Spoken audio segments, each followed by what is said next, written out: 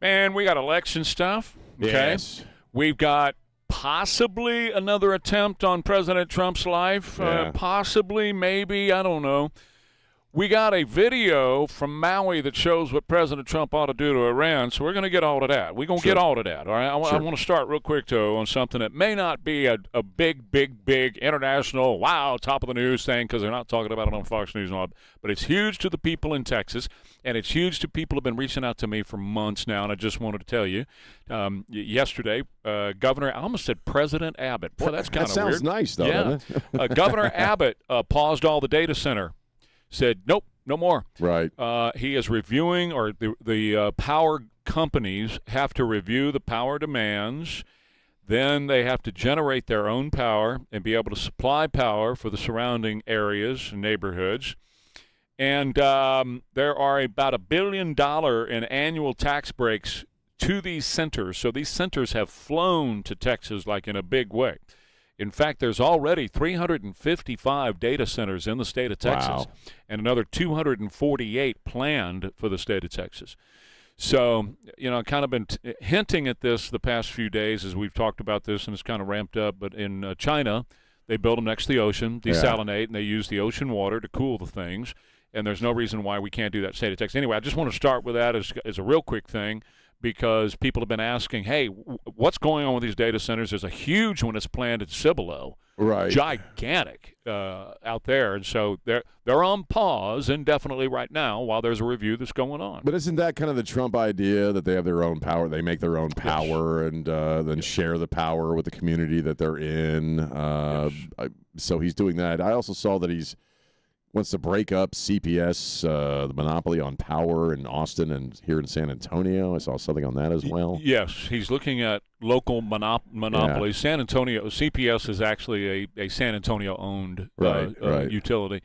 And there's been talk for a long time about opening it up and letting individual customers like you and me go out and buy our power on the open market, which competition brings the price down. I'd like that. Well, San Antonio doesn't like it because San Antonio receives a ton of money from CPS every year, and it helps them buy more votes, which is what they do with it. I mean, they say, well, we close the budget gap. The heck you do. You don't close no budget gap. You go out and buy votes with all the and we're talking millions upon millions upon millions they get. And I've always said, if they're making that much more money, then the rates are too high.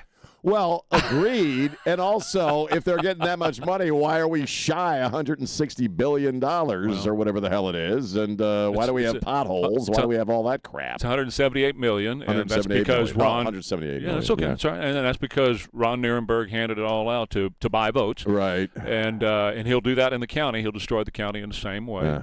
But, when you look at these, the Texas slush fund, when you got $30 million or whatever, no, $30 billion in the Texas slush fund. Right. I'd say your taxes in Texas are a little too high. I concur. If you got that much more money, Trump is out there talking about the oil companies gouging people and making too much money, which is not really true. But, I mean, he said that.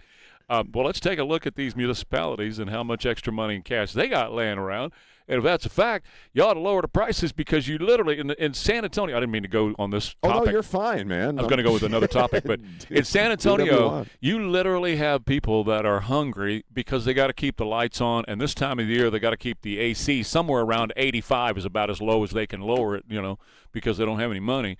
And yet, they've got this big surplus every year that they hand over to the stupid. city. I mean, my electric bill this past month was insane, man. I'm not going to say what it is, but it's just insane what our electric bill was this past month. Look, I'm a competition guy. Me too. And I always believe that competition, number one, competition makes the service better. Although service at CPS is pretty good, but it makes the service better because you've got to compete. It's like I say, I don't mean to talk about an advertiser here, but when I talk about Apple Pest Control, I always talk about how when I was signed up with the big national companies, I got lesser service because they had my money. I'd already signed a contract with them, so they didn't have to service me. Right. If there's no contract, then they got to earn your business every time. Well, it's the same thing with any kind of municipal government or any kind of municipal utility.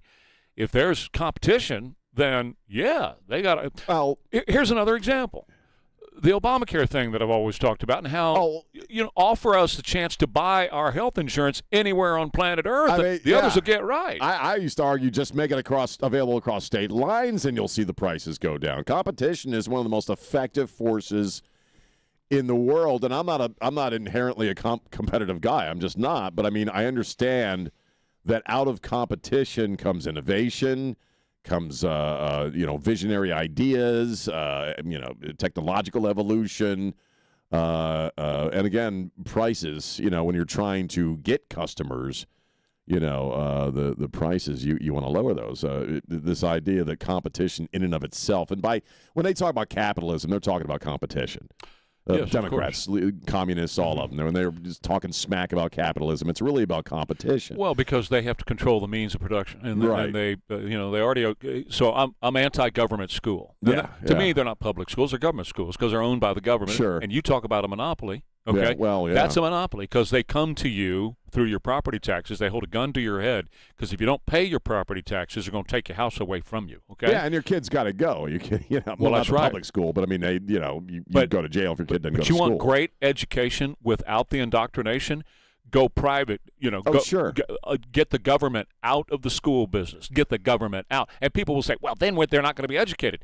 Well, they're not being educated now. Well, we're spending, what kind of argument is that? Explain to me how we're spending more money per student. I mean, I saw the dollar amounts out of I think it was New York, and it was insane what they're spending on every single kid, like $30,000 a year or something like that.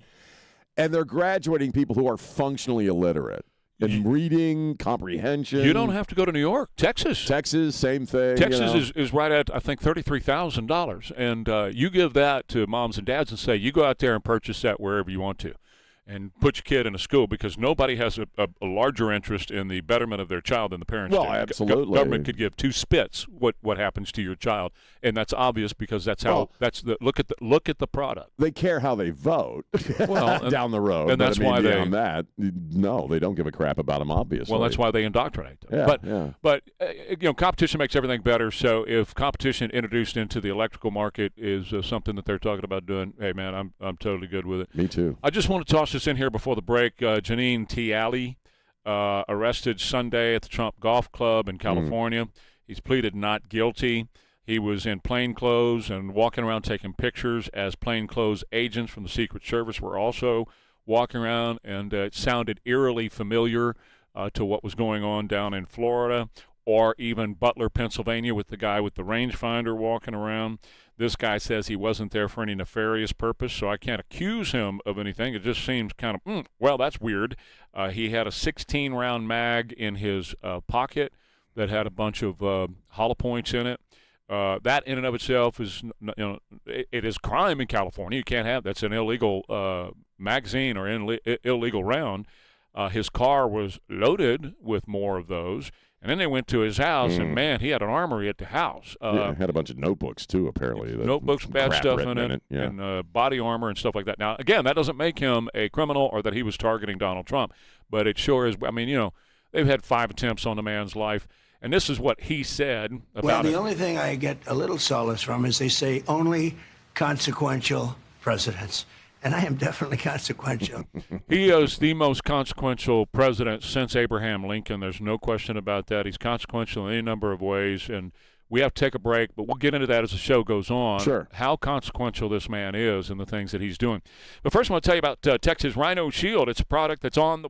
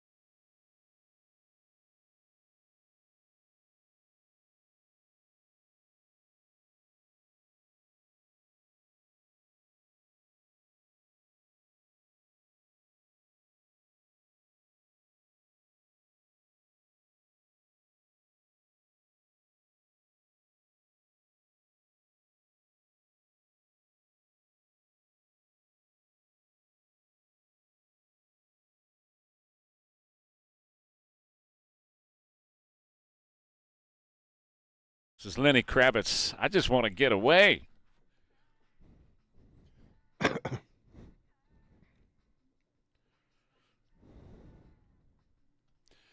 kind of like that tune. Go ahead. What's that? I kind of like that tune. Go ahead. Oh, that's a good tune. Well, I don't know. I don't know if you want to do a big chunky break on election stuff. I mean, I stayed up till about 10 o'clock. And when I went to bed, because, obviously we've all been watching this Senate primary in Michigan with Dr. Abdul Al-Sayed, however you pronounce it. I don't really care. Doesn't matter. Who cares? So I don't know if you want to do that at the next break. No, you do it right now. I do it all morning. I had some thoughts, about that guy. When I went to bed, polling-wise, it looked like he was pretty good. Then you wake up, and between he and Haley, it's about 2 or 3 points. And he did a speech. I don't know what time it was because I watched it this morning for about 16 minutes. And it's the usual nonsense about, evil billionaires and America sucks and our 250 years of existence are horrible. It was interesting how he talked about his biracial kids as being full Americans while, a few seconds before he was trashing the country. Like, well, why are you proud they're full Americans if you think America sucks? But again, his riff was kind of the usual stuff. But what I was struck by with that guy is how much he imitates Barack Obama. Mm-hmm. If you, close your eyes, you'd think, he's got the cadence down. He used the same duck joke that I've heard Obama use. If it looks like a duck and quacks like a duck. It was the same, word for word, the same joke I've heard, Barack Obama use in speeches. Mm-hmm. And he's a smart guy. I don't know how this is going to shake out. I know we had a couple of gubernatorial candidates, I think, that Donald Trump had endorsed that did well. He had a good night. He did have a good night. But a guy like Abdul Al-Sayed, that's the guy that I, in a sense, worry about, even if he doesn't make it this time out. And I'm not the political analyst that you and Jack are. You guys swim in these waters, 24/7. So I kind of go with my gut instinct, and I look at a guy like Mamdani. And if you'd have said to me 5 years ago, 10 years ago, New York City is going to elect a guy who is a Muslim communist fanatic, and there will be public Islamic prayers blasted over loudspeakers in Manhattan, I'd have said, you're nuts. I said, you're crazy. And here we are. So, this guy, Al-Sayed, he's, we've talked all week about how he's kind of dancing around his own agenda and trying to soften it up or act like he's something else. But, he's one of them. He's a communist. He wants driver's license for illegals. He wants all that same crap that we talk about every single day. He's one of them. Close the prisons. But close the prisons. Open the border. Amnesty for all. Even though, I don't believe they're not going to close the It's one of those things where I don't believe they'll actually do it. I think it's a way to trick people into voting for them. We'll have gulags. We'll have all kinds of prisons and detention centers with these people. It's just that, who's going to actually populate those things. But what separates him, and maybe this is a stupid analysis or doesn't make any sense, you look at AOC. She's a dumbass. She's not an intellectual heavyweight. You look at Kamala Harris. Kamala Harris is a dumbass. She's not a smart person. Okay, this guy's smart. He's got some intelligence going. He's not a stupid man. Yeah. And, intelligent people who are communists are the ones to worry about, if that makes sense. Yeah. Here he is. You were asking what time it was. It was 1:03 a.m. Yeah. Okay, so you were already crashing. Yeah. And this is what you're referring to as far as... If and when we win this race, how are you going to beat Mike Rogers and their money? I want you to remind them that if we come through this, when we come through this, inshallah. Inshallah. Yeah. Remember, inshallah. No? Inshallah. This when we come through this, inshallah. Everybody knows at this point that means in God's will. And look, here's the thing, or Allah's will. Right, right. That kind of thing. Praise be to Allah, whatever you want to The guy who is with him A Republican will never be elected in this state ever again once our movement is done. That's Hassan Piker. Yeah. Now, keep in mind, when you hear a guy like El Sayed say, inshallah, and then you've got a guy, Hassan Piker, who says that 9/11 was deserved, the United States deserved 9/11, you are the company you keep. And Hassan Piker was with him during the whole campaign and was with him celebrating last night. They had a pool party the night before. Right. So they are birds of a feather, and they do flock together. And you get what you vote for. Or, more importantly, as we know in Bexar County, you get what you don't vote for. And as of this morning, they're still saying it's too close to call, but it's 49.3% and then 46.7% for Stevens.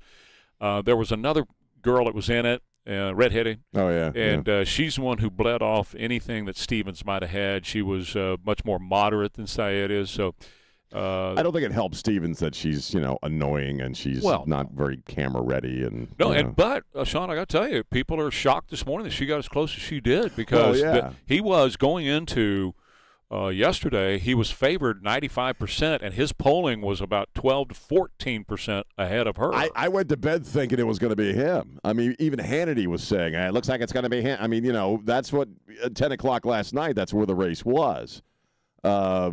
So, these are dangerous people.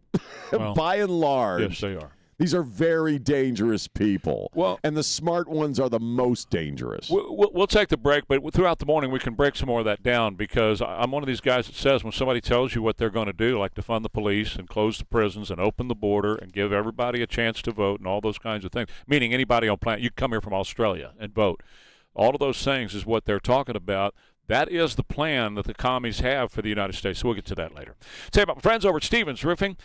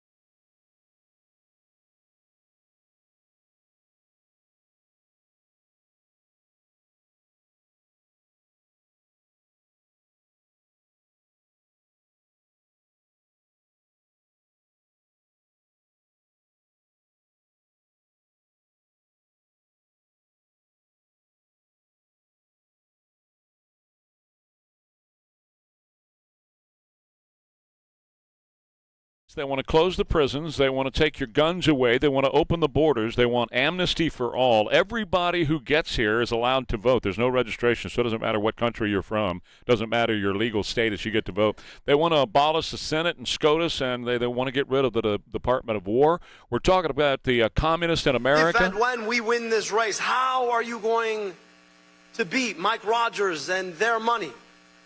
I want you to remind them that if we come through this, when we come through this, inshallah. Inshallah.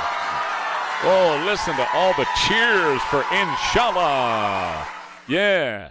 So communism has been embraced very readily and very quickly here in the United States. And when that happens, everything goes to you-know-what. Here's the president. I think it's crazy because they're going to ruin our country. They want to, I don't know if they want to. I think either they're very naive or they actually want to ruin the country. No matter where you look, go back 1,000 years with different names, anybody doing what they're doing and what they're espousing, everything turns out to ashes and junk and filth. You know, one thing I said the other day for the first time ever, never thought of it, but you go to these cities that are taken over by the socialists and the communists, they're always filthy dirty, they're disgusting, they're always dirty, and you know, I'm a clean person, and people I know are clean, they like to, and you are, I know you very well, you're very clean. But they're, aside from crime, aside from all of the other problems, no jobs, no anything, no money, they're always filthy, disgusting, dirty. And that's where we're headed in the United States of America if we don't get this stopped. And John Hayward, Breitbart.com, the author of Dr. Zero Year One, is joining us. Ware and Rima, KTSA. Morning, John. It's a very interesting morning we're waking up to with apparently El Sayed and Stevens locked in a neck-and-neck thing, huh? Yeah, that's a bit unexpected. He was way ahead in all the polls. The odds makers were giving him a 90% chance to win, and maybe it was a gut check. You never know. I guess we'll have to wait for exit polling and interviews and so on. But maybe some voters there really listened to the crazy stuff this guy was saying, and all of that enthusiasm faded a bit, and they started thinking, wait a minute, what is he actually talking about? Unlimited welfare benefits plus open borders, that's the end of the country. That's like throwing your lunch on the floor and being surprised when the ants come and eat it. So, I mean, I think maybe a little sanity may have broken out at the last minute there. And Cori Bush lost. Cori Bush was another DSA dingbat, and she lost, and that's good. I don't think she was favored to win, but it's good to see that there are at least some pockets of sanity left in the Democratic Party that are willing to push back against this. And, of course, everybody's favorite commie was there. He and El Sayed partied the night before at a pool party, and then he was hanging out with him last night. And to Michigan. A Republican will never be elected in this state ever again once our movement is done. And I think, John, to your previous point, when people start to wake up to Hassan Piker saying that we deserved 9/11, and he is out electing a bunch of Muslims in the country. That's who he's working for. Al-Sayed is one of them. Mamdani is another one. As I've said over and over again, it only took them less than 25 years to conquer New York after they flew planes into the buildings up there, and he's going across the country and doing that. I think that maybe there's hope that Americans are going to wake up, or maybe not. I don't know. I guess we'll find out now. Or if you want to be optimistic and depressed at the same time, maybe there's hope they'll wake up, but it's too late. You look at some of these districts, they have been demographically transformed. Zora Mamdani would be a footnote in New York 10 or 15 years ago, but the demographics shifted enough for foreign-born voters to push them over the top. And that's a story in a lot of these DSA races. We have imported hostile ideologies and mainstreamed them into American politics, and they may never take over nationally, or that might be a very, very tough climb, but you're still seeing some of these little enclaves appear where people with very extreme views, people sympathetic to terrorism, people that thought 9/11 was great, are now able to win office in America a month ahead of the 9/11 commemorations. That's a sobering thought. I think the 9/11 commemoration this year is going to be a little different than it has been in previous years. John, I saw an interview that Martha McCallum did yesterday with, I'm not sure exactly who she was. She was with the DSA Council or whatever they call themselves, the leadership of that movement, and she's a co-chair of some kind. A very young person, and she was asking her very basic questions, like if somebody's breaking into your house, don't you want a cop to show up? And what I gleaned from the interview is just how stupid this person really truly was. She really has no idea what she's talking about. She doesn't even really have a firm grasp on socialism or communism itself. this movement really does kind of require a steady flow of stupid people. Let me play what you're talking saw about. that? Yeah, it was Oh great, yeah. Her name is Frances Gill. I played this sound on the PAG show yesterday. Oh, did you? Oh, yeah, right. yeah. So let me play it for Sure, John and get sure. him to comment on it. Francis, do you think killers should go to prison, rapists should go to prison, and especially, non-citizens? Should non-citizens that are killed or raped? This is Daniel DiMartino. He and his family escaped communism in Venezuela. Right, they be deported? I mean, you know who I think should go to prison are the people who are protecting the Jeffrey Epstein and people who are So just answer the Epstein question. file. Do you think people should go to prison for being murderers? This is so simple. You could just say yes. I mean, you people answer should the go to jail question. because they do I killed think somebody. that billionaires who are stealing Of course from I believe working so, like people- 99% of Americans. You're not answering the question, Francis. Incredible, Martha. She cannot say. And that was the point. She refused to answer anything. She didn't answer any questions, John. I mean, they need a steady Right. flow of people like that, right? Right, and it's not just stupid, it's malevolent, because underlying her refusal to answer that question, she's so convinced everybody that's tied to Jeffrey Epstein, which of course means Donald Trump, who is of course a baby rapist, well, they should all go to jail. I mean, she's so convinced of that. But, a rapist, a murderer, somebody that kills little people, well, she needs to know what color they are.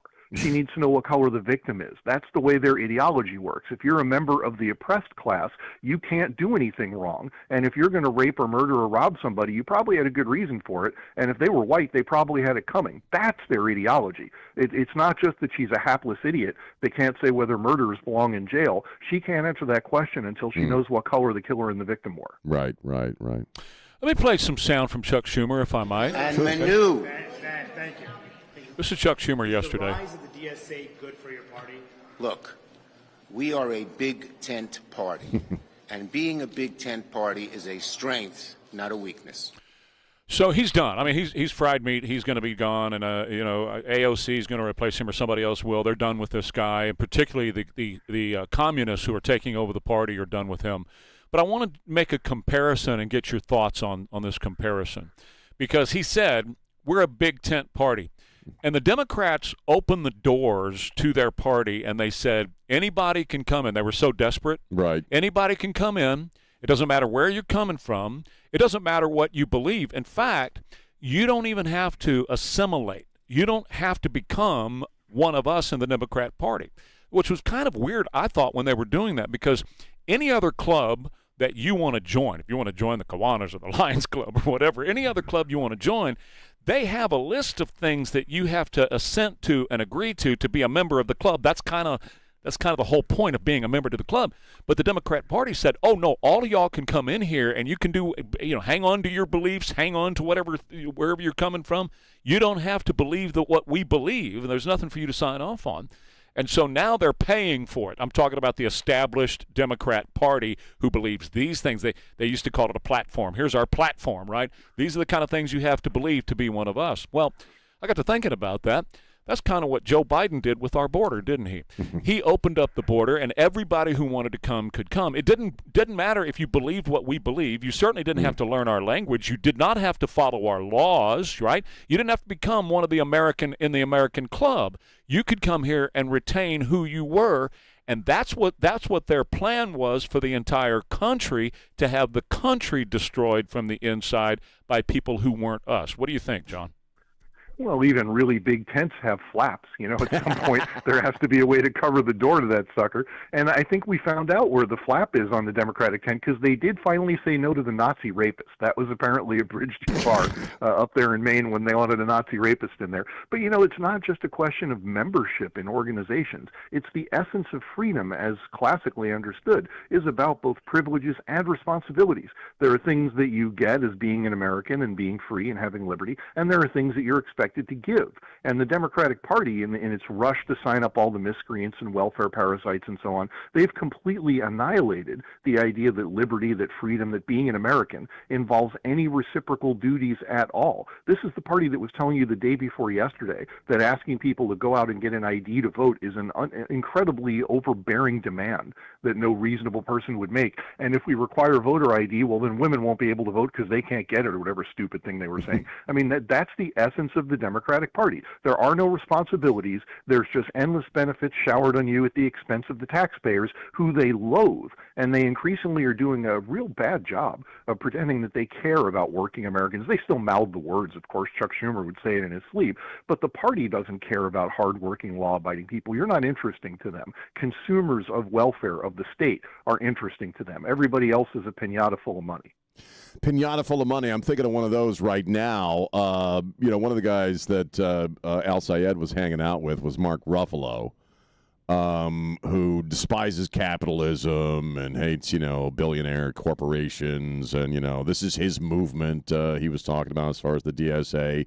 How it's beyond obnoxious that a guy that has made upwards of $40 million off of, the capitalist system of movie making and people buying that product likes to spotlight his love of socialism and of the DSA. It's stupid. It's beyond stupid. Well, he ought to be an object lesson for anybody that's paying attention. When you have limousine liberal types, I mean, liberal is not the right word for these people, limousine authoritarians that want you to live in hell, but he's got $40 million and 16 estates and chauffeured cars and armed security, but you need to be vulnerable to every crime and predation in the world to satisfy his sense of moral superiority. That's the most repugnant spectacle I've ever seen. And if you're still conscious, if you're still thinking about any of this stuff, you should look at Mark Ruffalo. He should be a great recruiting ad for the Republicans. The bile should be rising in your throat, seeing this super rich, privileged, pampered actor telling you that he supports the socialists that are going to wreck your country, destroy your job, take away your kids, all because it makes him feel better. I mean, you ought to be stampeding to the other party after seeing that performance. Well, in every other communist nation that's ever been on the globe, they always make these promises that they're going to, you put me in power, you deserve a house just because you breathe and poop once a day. You deserve a nice car, you deserve this, you deserve that. So put me in power and I'll go get it from the guys who have it. I'll give it to you. That's the whole point of what they say. But they never do it. They go get it, but they keep it for themselves. So the ones in the upper echelon, they keep getting more and more, and everybody else, there is nothing in the middle.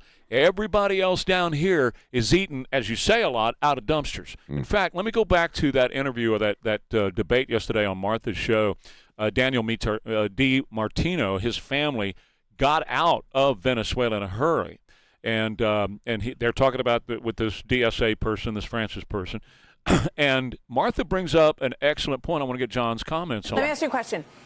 What did Maduro promise to the people of Venezuela? And what did he actually do when he took office? Well, they promised us the same things that Francis is promising Americans, which is free housing. Everybody has a right to housing. Everybody has a right to food, right? We need government grocery stores. We created government grocery stores in Venezuela. We had government-run large enterprises, the banks, right? Because you need a loan for your business. You need free electricity, free water. And everything that was made free was something that disappeared. So we had blackouts. We had no water. We had no good quality housing. It was destroyed in the earthquake, by the way. That is what they delivered.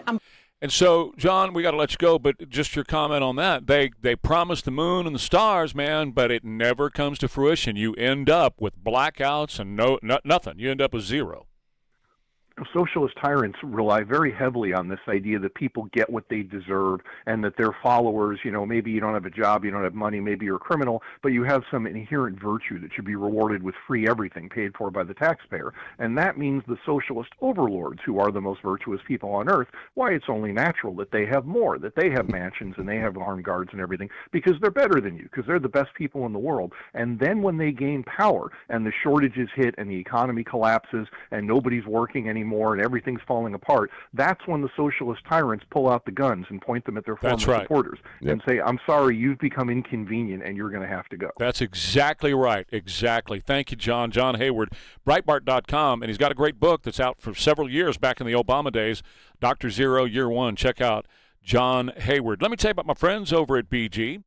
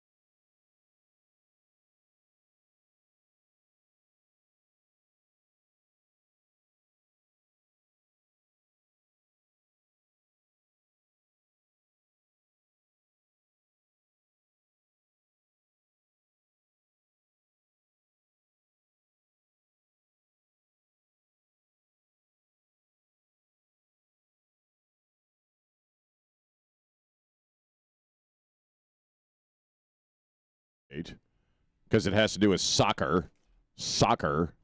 In Brazil, we had a under 15 game with a bunch of 15-year-olds, teenagers. Imagine that. Well, playing, 15's the oldest you can be on the field. So they're kids, and they're playing soccer in Rio de Janeiro, and a wayward parrot started attacking the kids and swooped down twice. Pecking them on the head and stuff. Got into their hair, was getting on their heads and stuff. The video is kind of interesting to watch. Cursing at them while he did it. All he wants a soccer ball. And what was that Disney movie, Rio, with the macaws or whatever? Oh yeah, it didn't start talking, but it did disrupt the activities a couple of times, and I just found that interesting. I thought you'd find that interesting, James. That's not something I think you would see coming if you're doing a soccer match. Not necessarily, no. Being swooped upon by a freaking parrot. I was telling Sean that there is a wild population of parrots at San Marcos that have been there since I was in college. The red and blue ones. I don't remember. Did they ever peck you? No.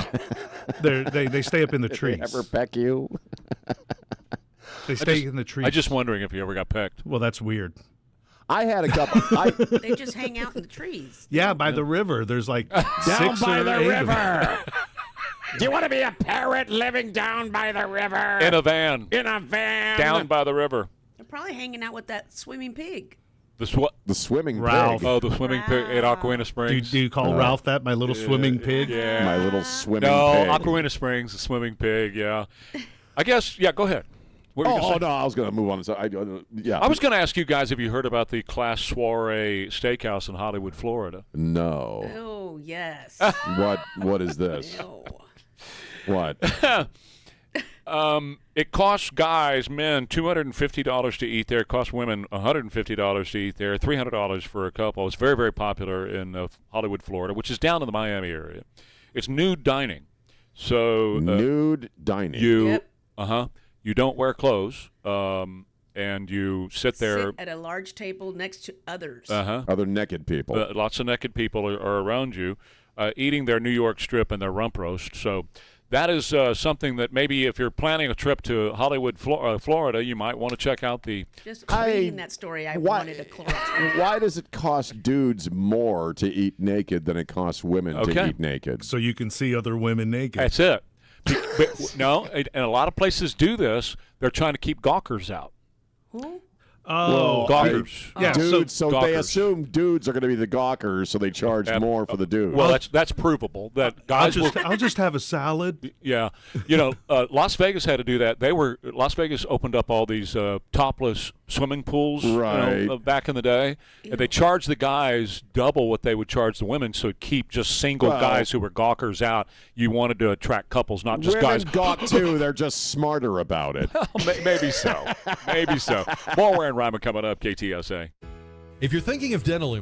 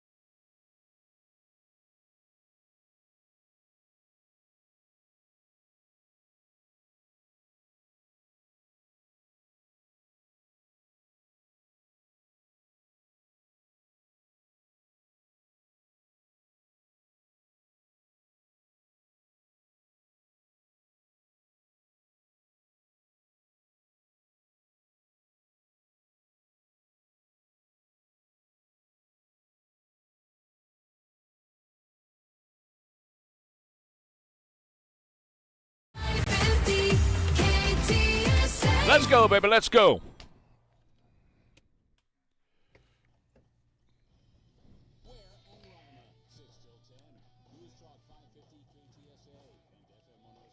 More commercial ships attacked in the Strait of Hormuz. Iran is demanding some very large fees if you want to get through the Strait of Hormuz. So it just seems like if they're attacking ships and they're demanding fees, nothing has really changed. Marco Rubio says negotiations are heading in the right direction. The strait is open, and President Trump says this is the last chance. You're going to hear from the president in a second. This is the latest last chance. Yeah, that 13 of them. 13 of them. So. And he said 2 days ago that today or tomorrow was going to be the day I'm going to decapitate them, which would have been Monday or Tuesday. Today's Wednesday, and they're not decapitated. But, hey, we're just seeing how it's going to go. Hey, listen, I said this yesterday on Pags' show, and I'll just say it to you, too, that no president since 1979, including my beloved Ronald Reagan, has taken this issue on. This guy, Donald Trump, is taking it on. And if you do a football analogy, he got down to the 20-yard line, and then we stopped, okay? And if he picks up the ball and leaves the field on the 20-yard line, well, that's 80 yards further than any other, player has gotten us so far. So I'm okay with that. He's done a lot. He has done a lot that nobody else has done. You have to give him that. But I'm a guy who wants it punched in the end zone, okay? That's my football analogy. Right. So, man, I still love him, and I just think he's great, and getting it down to the 20-yard line is good, but I'm just like, let's finish this off. And so Iran and Oman said that they've got a deal to open up the Strait of Hormuz, and they're going to be charging a service fee. Well, President Trump all along says, no, you're not charging a service fee because this is international waters. You're not going to charge a service fee. So he's got some other things to say, and I'm going to play it here in a second, but I wanted to bring up Scott Bessent, too, because he said a deal is either done yesterday or today. So, I got to tell you, I love Scott Bessent and the things that he is doing. Bessent, he has just been an amazing thing for the economy. He has done wonderful things for our future. I mean, it's just amazing what this man has been able to do. And such a stroke of genius on President Trump's part.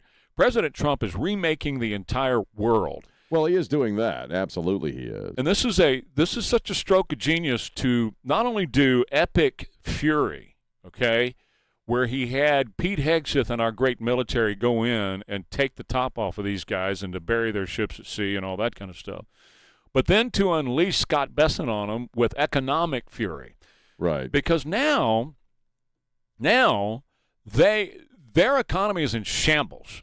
Their unemployment rate is through the roof. Their inflationary rate is through the roof. Let me just call it $1 to our dollar, is nothing. It is just crapola now. He has done more in the past few months with economic fury to decapitate, if you want to use that word, the Iranian regime economically than all the sanctions in all the years that were on them. Right. And he says when the strait opens, and that's going to be it's today because he said yesterday or today, you're looking at commercial ships flowing freely through the strait. You had oil yesterday go down to the mid-70s. Now it's edged up a little bit more, but it went down to the mid-70s yesterday. You're talking about mainly fertilizer. That's a big deal that our farmers have got to have some fertilizer, and it's been sitting on those ships over there. You're talking about refined products of all kinds, and you're talking about industrial gases that manufacturers use to make their products. So you had the Dow really shoot up, and we've watched that for the past 2 days. So, in fact, all the indices have gone way up for the past 2 days, and you had oil go down. I hope Scott Bessent is absolutely right. He's been right about everything else I've seen him work on, so maybe he's going to get it done. Well, I agree, and I think economically, doing battle with them economically is an effective idea. Obviously, to what extent we don't know behind the scenes. I was looking for an article I saw yesterday, an interview with a guy who was some kind of military guy. And he was also talking about where the military aspect of it should maybe go, which was, as I understood it, the intelligence folks around the mullahs and the people between the mullahs and whatever the leadership is in the actual military. The intelligence people, the people that protect the mullahs, he was describing them as their soft underbelly, and you almost got to go guerrilla CIA, like just start taking those guys out, which maybe to some extent they're already doing. But I thought that was interesting because the mullahs really are the heart and soul of the regime, and they're protected by a concentric layer of folks that you could just start whacking. You could start killing them. But here's the thing. We don't know that for sure. Right. I mean, that's his opinion and his thoughts, but that's a guesstimate because nobody really knows. What it's believed, and I know that our guys believe this in D.C. and at CENTCOM, that right now it's a military regime, that the IRGC is the one who's running everything over there right now. That's who he was talking about, though. He was talking about the intelligence angle on the IRGC. Right. And start taking those guys out CIA fashion. Well, now that's a different thing than the mullahs. So, but they protect the mullahs as well, and he was saying that the mullahs are safe as a result of that. There's a lot of belief. In fact, there was a big story last night, and we don't know for sure, but there's a big story last night that indeed the gay mullah is dead. And he's gone, and with him gone, they don't have an infrastructure as far as those guys are concerned anymore. Anyway, that's all too nebulous. All we can do is worry about what we're going to do, and here's what President Trump said yesterday. Iran, as an example, will never have a nuclear weapon. They already can't, but it's going to be formal. The Strait's going to be open very soon, or they're going to get hit very hard, and then the Strait's going to be open. And we were going to a tremendous attack, the biggest since World War II, and they called me and said, very politely, please, can we talk? Can we talk? They didn't want. And I said, yes, we can talk. Let's get it done. Finally, let's get it done. This should have been done by other presidents for 50 years. You know, you keep hearing 47, but that's been for 3 years now. It's been over 50 years. Other presidents or other countries should have been able to do this. And I did something that I had to do because if they had a nuclear weapon, this whole world would be a different place. One more piece of sound from him yesterday. He was talking to Trace Gallagher last night about these I think things. it's crazy because they're going to ruin our country. They want to, I don't know if they want to. Wait a minute. That's the wrong one. Here it is. If they back out again, they're going to get hit really hard. You know, they know that. They understand that. I have no choice. They can't have a nuclear weapon. It's very simple. It's not like, gee, let's, think about something else. No, it should have been done by many presidents over many years, and it wasn't. And I'm doing it. Obama was taken to the cleaners. He thought he could bribe his way out. He gave them billions, tens of billions of dollars, so stupidly. $1.7 billion in cash, green cash, on a Boeing 757, an airplane loaded up with cash. They probably looked at it. They said, you got to be kidding. No, but they loved it, and they used it to kill Americans. As far as being the most consequential president, which is what he said about himself, and that's right. That's why everybody's trying to kill him. The man is remaking the world totally and completely. This whole New World Order stuff that they started about 60 years ago, he's blowing all of that up, right? And that's why these guys that are very powerful and influential want him dead. He is changing everything from that back to, he's reordering it back to an America First policy. But in particular, what he's doing here with Iran has the real potential of getting us completely out of the Middle East, totally and 100%. You take a look at that and you combine that with the $20 trillion, think about this number, $20 trillion in manufacturing investment in the United States of America. That is totally rebalancing all of the economic futures. And it's all going to come due in about 5 to 10 years from right now. We're going to start to realize and see just the impact that this guy has had. No president has been as consequential as this one since Abraham Lincoln. This guy is really changing the entire world and setting it upside down. And we're going to see some amazing things happen for our country, but also for the world, too. Well, I mean, yeah, obviously he's reordering the global economy. He's getting rid of a lot of bad guys. He's got, a bunch of bad guys yet to be taken care of in Iran. And he's a non-politician. I mean, I still don't even think of him as a politician.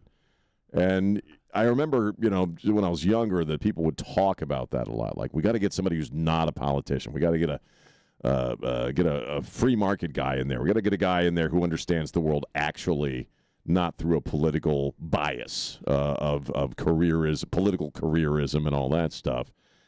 People used to talk about Mitt Romney as being that, which of course he obviously wasn't. But Donald Trump is. He's a free agent, man. He's not beholden to anybody. He went into office. He didn't owe anybody anything. There's nothing you can leverage a guy like that with. You can't pressure him.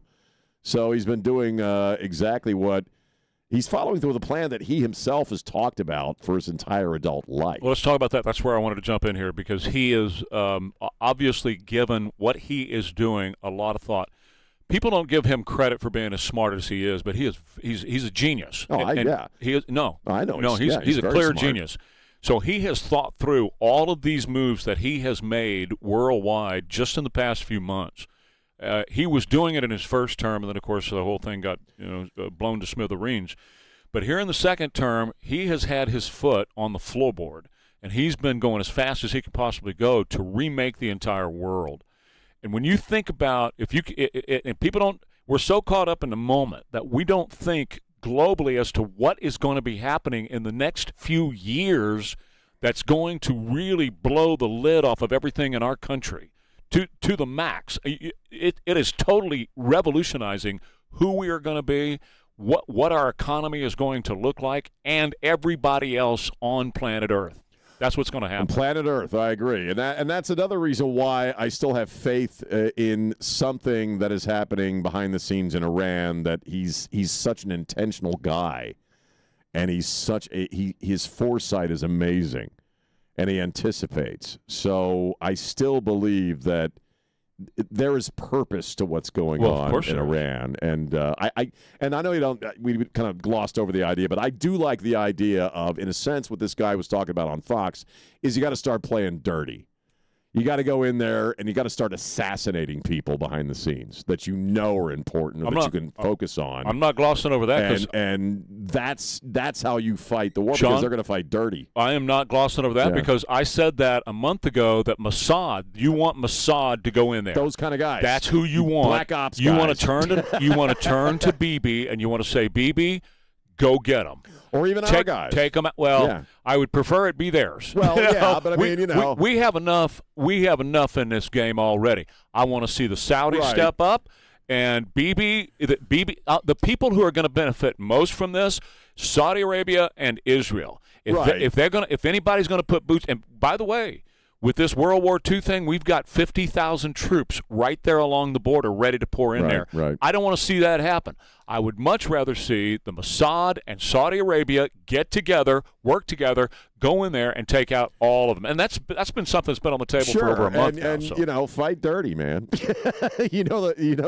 Israelis will fight dirty with the Mossad. So do it. Do what you have to do. The reason they don't have nukes right now is because of the Mossad. Oh, yeah, absolutely. They were going up to their nuclear scientists as they were driving into work.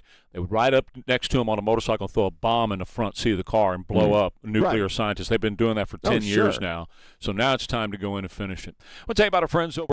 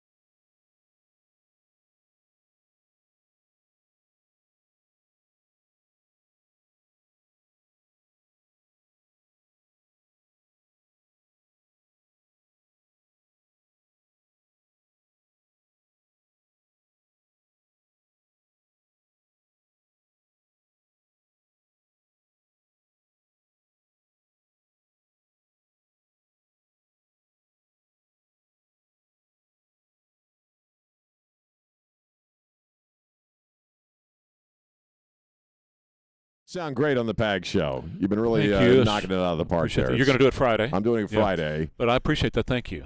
Oh, that I'm. Oh, yeah. No, you sound great. You said it sounded okay. It's been very cool to listen to. Are you having fun? I am having a good time. It seems like it would be fun to do. It is fun. Right. Any time to be on a radio is a fun time. Well, yes. And so, you're doing it through Thursday. Then I'll be doing it on Friday. And this is a good time to mention the Jack thing, too, again, real quick. Yeah, go ahead. Yeah, August 17th is a Monday, and he's going to be sitting down with the interim chief of police here in a town hall with Jesse Salome.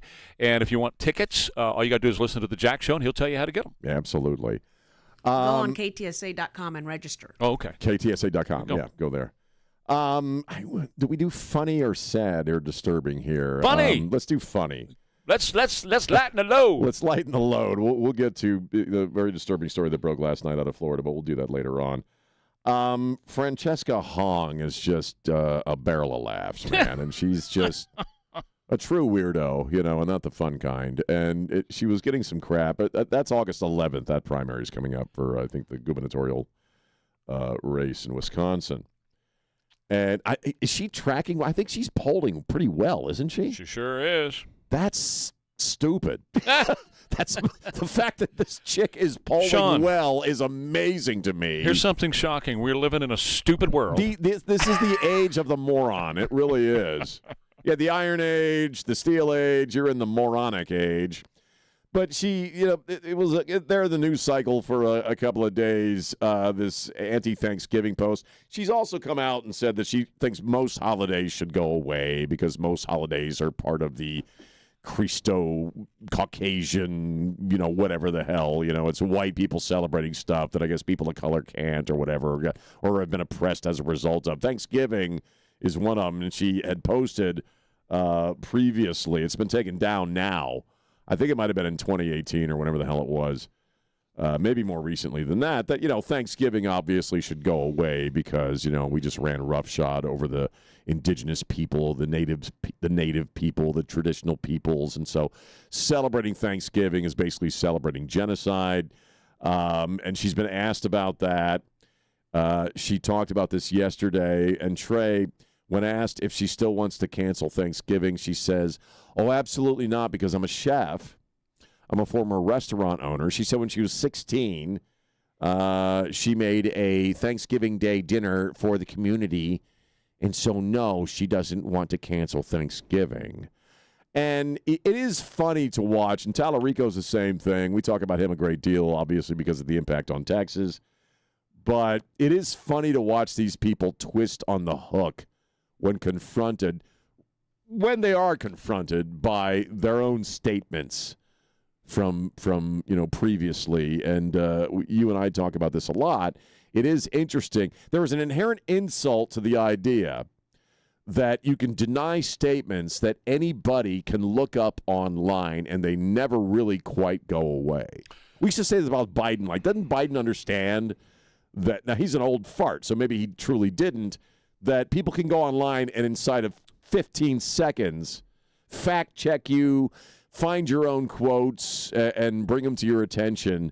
And the inherent insult from somebody like Francesca Hong and all of them is that you're so stupid it won't matter. If you want to hear her with Caitlin Collins doing what you're talking about, and the other part about going to Culver's and having to leave because there's so many white people at Culver's.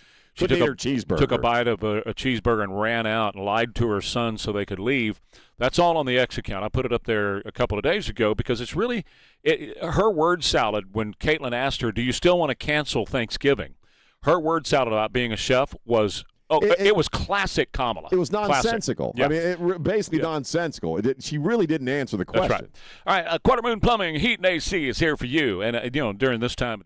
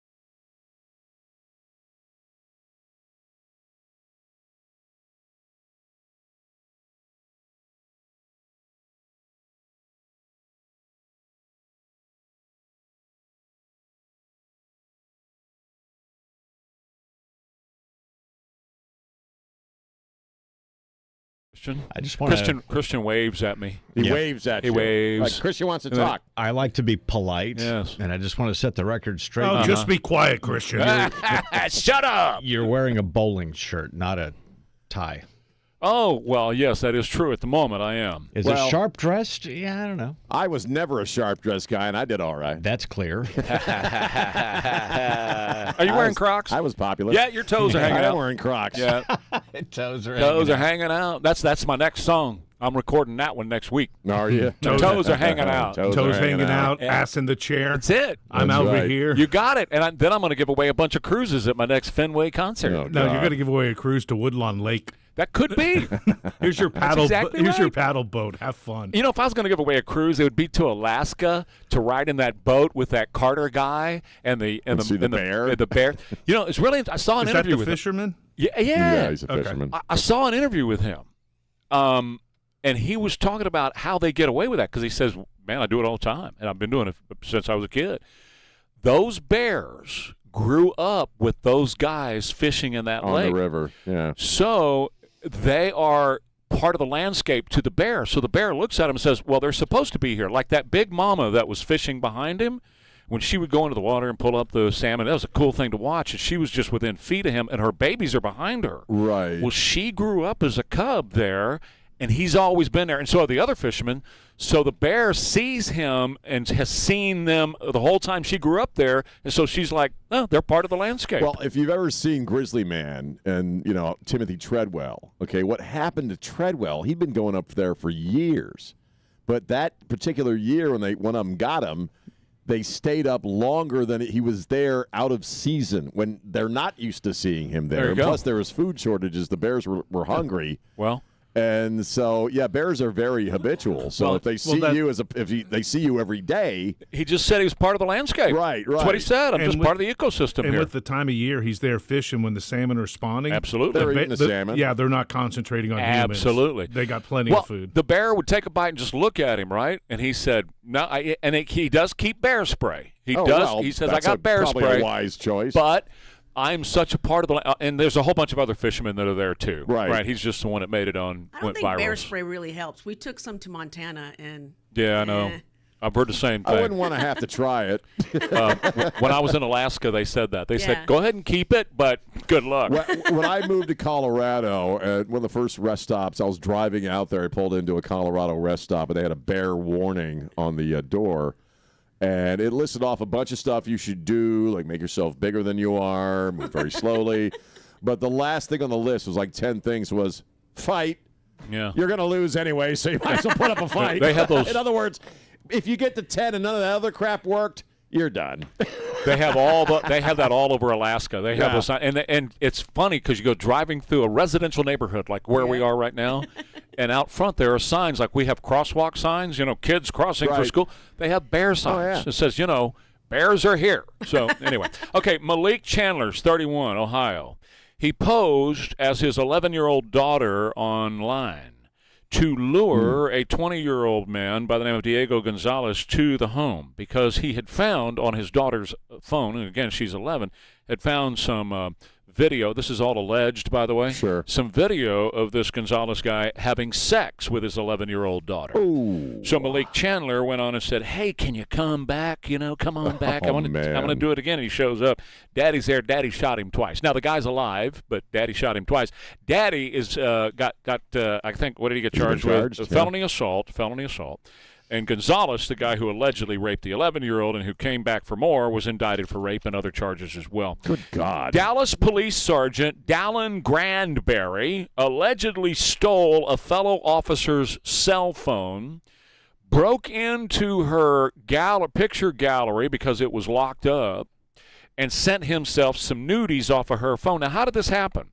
He was talking to her about games that she had on her phone, and when she went to show him the games, he watched her passcode as she typed it in.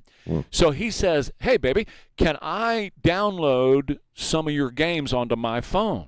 She makes the honest mistake because she thought since he was a superior, there would be trouble if she didn't hand her phone. She handed it over to him, thinking he was just going to download some games. But instead, he steps back from her, and as he's stepping back, he goes, I got poor cell service. Hold on. Holy crap. He steps back. He breaks into her locked-up gallery, finds her nudies, and then texts them to himself to his phone. And then he goes, oh, here you go. Okay, I got the games. Thank you. She then, with her phone a little bit later on, looks and sees that, oh, there's text from my phone to him. What are the... Whoa! That wasn't very smart. She knew that she didn't text him the nudies. So Did anyway, he not think she would see that? I mean, that's kind of stupid. But see, again, she figured, man, I'll be the one that's in trouble because he's my superior here at the Dallas Police Department. Yeah, but I mean, he did that allegedly. But Right. did you not think if you text something to yourself from her phone, she'd see that? But get this, he only got 15 days suspension. Really? That's all he got. It? He didn't get fired? No. 15 days suspension is all he got. Do we agree? Are we in agreement that guy should have been fired? Instantaneously. Instantaneously. Crap. And probably been beat up. But, that's another issue altogether. Damn. Guys are lining up to play in the WNBA. Oh, God. And they're tranny basketball players. So they are guys who dress as girls to play basketball. And they have approached the WNBA and said, and they're really good, by the way. These are not slackers. These are really good players. Right. And they're saying, hey, recruit me. I want to come play. Sign me. You Let guys me come are play. Tranny, right? And you know what? Not one team nor the league will talk to them. Wait, I thought they were inclusive, man. I thought that's why they hate the XXXY folks is because they're not inclusive. Exactly. Why don't you include some of the dudes? Right, exactly. Dr. Yasser Adli Abdul Rahman. Inshallah. He's in Manchester, England. Patient had to have a tumor removed from bowel area. Got it? Oh, yeah. So far? I think you understand. I do. All right. So the good doctor sewed the small intestine to the stomach, and he called it the no-poop loop. What? Wait a minute. Unfortunately, I'm trying to envision this. Okay.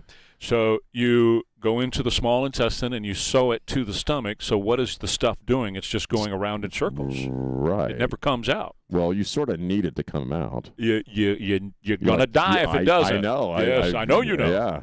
So it's the no-poop loop, and the person kept getting sicker and sicker and went back to see Dr. Yasser Adli Abdul Rahman, and the doctor said, it's okay. It's supposed to be that way. You'll have a poop just give it time. You'll poop shortly. Your poop's coming. The poop's got to have someplace to go, it's man. Coming. And so eventually it didn't happen, so she went to another doctor, and the other doctor said, oh, my God, and created a way to poop. So anyway, why did he do that? There's no answer to that question. I He asked basically that turned same her thing. Digestive tract into a donut. Well, that's exactly what it is, and it's murderous. It's deadly because you got that. You got to get that stuff out of there. I know. Highly toxic. I've seen my own intestine. Yes. I know that it's very important to get that out. Okay, one final thing, and this is kind of for you. I did a video on this yesterday. I don't know if you saw it or not. I go to this gas station around the corner from the house. I'm just setting up the story. Sure. Okay, Yeah. I go to this gas station around the corner from the house, and it's got at the gas pump. It's got a television screen. Ugh.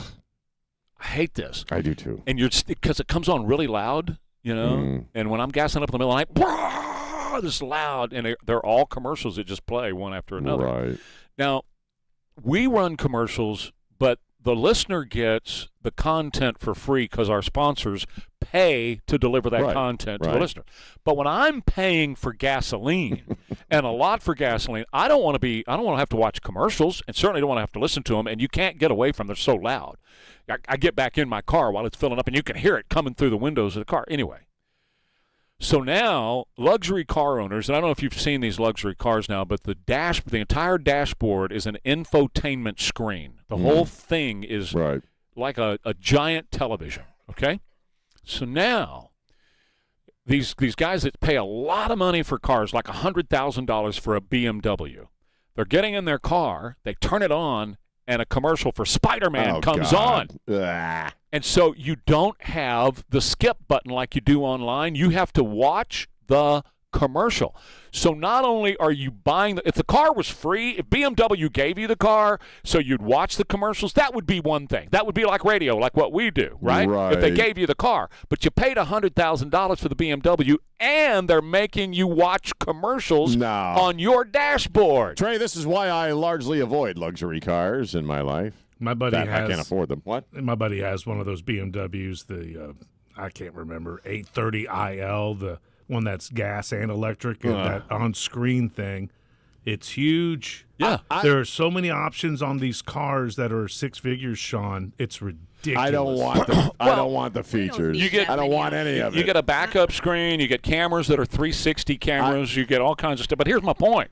I don't want to go down that trail. In fact, when I sent the video in yesterday, Sam sent me a note, and she said, I just rented a BMW, and that Spider-Man commercial came on while I'm driving the car. All of a sudden, Spider-Man, Spider-Man, whatever. All of life right now, you cannot escape the commercials in that sense. You really can't. And I don't screens. Listen, Riccardi talks about screens everywhere. There's screens everywhere you go. And that's what we do. So I don't mind commercials, but you shouldn't have to pay to be advertised to. You know what I'm saying? It's like watching a YouTube video and it cuts off and you got to the commercial comes up. It's got to play for a certain amount of time before you could skip over it. Well, but again, that's if you're watching free YouTube. If you're paying for premium YouTube, you don't get the you don't. Well, they don't yeah, say but that's the entire freaking point. YouTube. Yeah, I know. It balances out economically, I guess, but I hate the commercials and the screens everywhere. I can't stand it. But I want to make sure I'm clear on this. If you pay for something, right, you shouldn't have to sit through commercials. Yeah. If you're getting something for free, like our content, right, then you're going to get commercials because somebody has to pay for the content. You're buying the damn car. That's my just point. Like you're buying the YouTube commercial free. You shouldn't have commercials forced on your ass. That's what I just said. If they gave you the car, right, then they could advertise to you. See, if the car was free. This is why I drive crappy cars, Trey, that only have CD players, because you don't ever have to worry about anything flashing up on you that you don't want to see. You can put your smokes out on your door. I can put my smokes out on my door, which I do. I'm very non-materialistic. I don't know if you've noticed this. You put your cigarettes out on your door? I do. That'll ruin the paint. I do it. He knows. I do it at work because I don't want to drop them on the ground. But you'll ruin the paint. He knows. Don't care. Yeah, he knows. It's just a car to me is just a thing that gets me somewhere. Mine it's not. is 25 years old. I couldn't care less about it. But what happens when you go to trade it in, man? I don't care. I'm not going to trade that crap He in. waits until someone wrecks it, and then he gets a new or they just stop running, and then I get another car. Okay, Evolve Medical Group. I want you to get in touch with them if you have pain.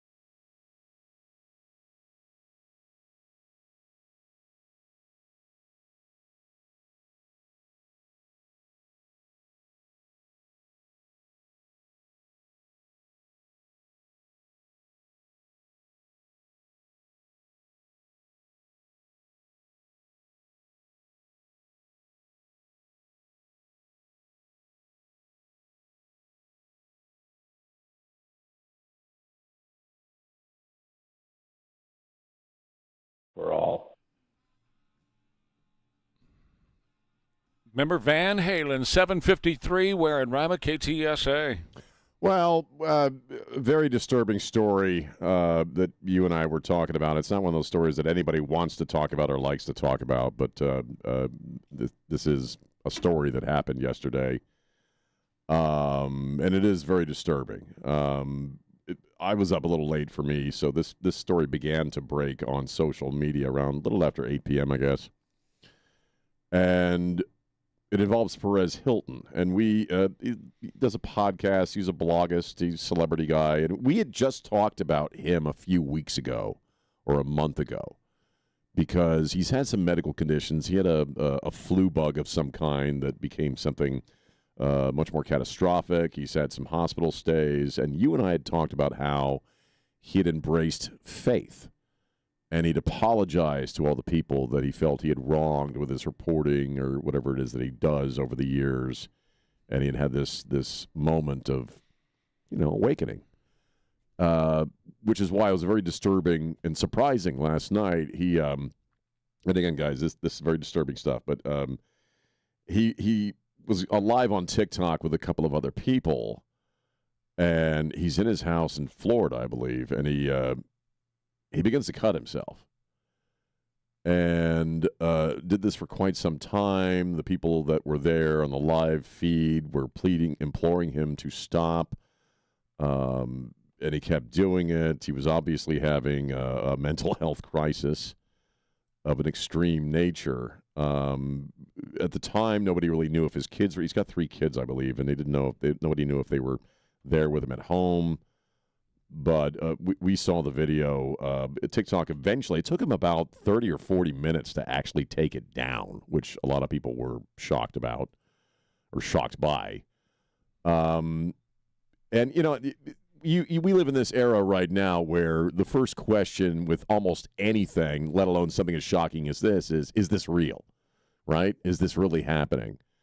And you see the video and you can tell he's really doing this. He even commented at one point. I'm glad you didn't watch. I did watch it. I wish I hadn't. And at one point, he goes to the window, and there's blood on the walls. I mean, it's very disturbing, very graphic. And he commented that the police had arrived, and he was hoping they would shoot him. And the authorities they eventually went in or got him out. My wife and I were both reading about this. They were the authorities, police who were there, first responders, were talking about how they were doing a kind of a non-engagement thing with people in that situation. You don't necessarily want to rush in, and we're like, he's covered in his own blood. Get in there, and and which they did, and they got him to a hospital. His kids were not in the house; he was alone. But it's kind of the sad and dark edge of the internet and social media is that you do see people in moments like that sometimes. And it's again, and you and I talked about this before we went on the air. It's very disturbing, and we pray for him and pray that whatever happened, because there's no information on, as far as I could tell, on what actually led to this. But we pray for him, pray for him that he survived this night. The only thing I'll add, and then we'll break, is that don't go watch it. Don't. There's no redeeming quality of seeing this. So just don't. Just keep exercise restraint and just move on and say this is, because it's something you don't need to have in your brain ever. Trust us on this. There's no reason to have this in your brain. Back in a minute. Ware and Rima, KTSA.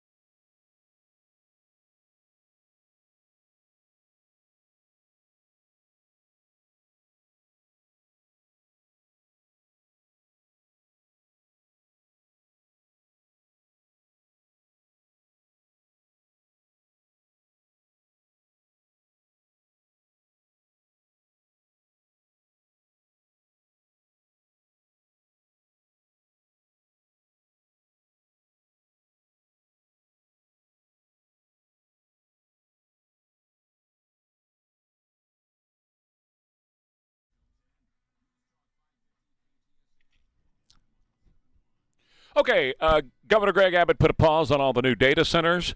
Says we're not going to do any more of that. They have to come up with their plans to pay their own way, provide their own power, reuse their own water, and reduce the cost of electricity and avoid disturbing neighborhoods. He just tweeted that just a little while ago, and of course that's great. So let's hold off on that. Again, one of the ways you do that is they do their own power, then give the power back to the neighborhoods. They can also write a check to bring down property taxes, and they can build it along the coast, desalinate, and use coastal waters to cool things.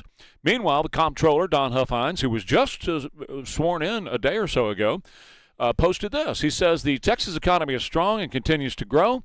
The increased tax revenue to the state should also put the legislature in a position to deliver meaningful property tax relief during the next legislative session. Governor Greg Abbott has made this a priority, and I will work, hold on a minute because it's got to show me more. I will work with him and all of our state leaders to accomplish this goal. Lowering property taxes will make housing more affordable and free up money in the family budget for everyday expenses like gas and groceries. Well, that's great. And to all you guys in Austin, cut your spending and get rid of property taxes because you are a bunch of damn thieves. That's not your house. That's not your piece of property. If somebody has already paid their note off to the bank, it belongs to them. Until that happens, it belongs to them and the banker. The state puts themselves in the middle of all that in a criminal way to steal your money. And anytime they feel like it, they can come and take your own house that you have paid for. That's criminal. Property taxes should be done away with. They're not necessary in this state to pay the state bills. Right. You don't have to have property taxes for this state to perform extremely well. We are exploding at the seams with people here paying all kinds of sales taxes, automobile taxes, and everything else.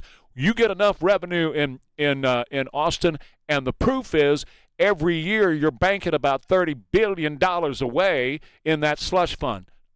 No. We don't need property taxes in the state of Texas. Get rid of them. Well, you said one thing at the very beginning that is like tossing holy water on a vampire to your average politician. It's certainly true in Austin. Cut your spending. Why do people, why are a lot of people in politics, in government to begin with? Because they can't make it in the private sector. If you ran a business the way these people, because I agree with you on the property taxes. I'm a homeowner now, and it's robbery. I mean, there's really no other way to describe it as robbery. That's what I believe it is. But let's be clear. When you were renting, you were paying property taxes too. You were paying through your landlord. Right, somebody else's property taxes.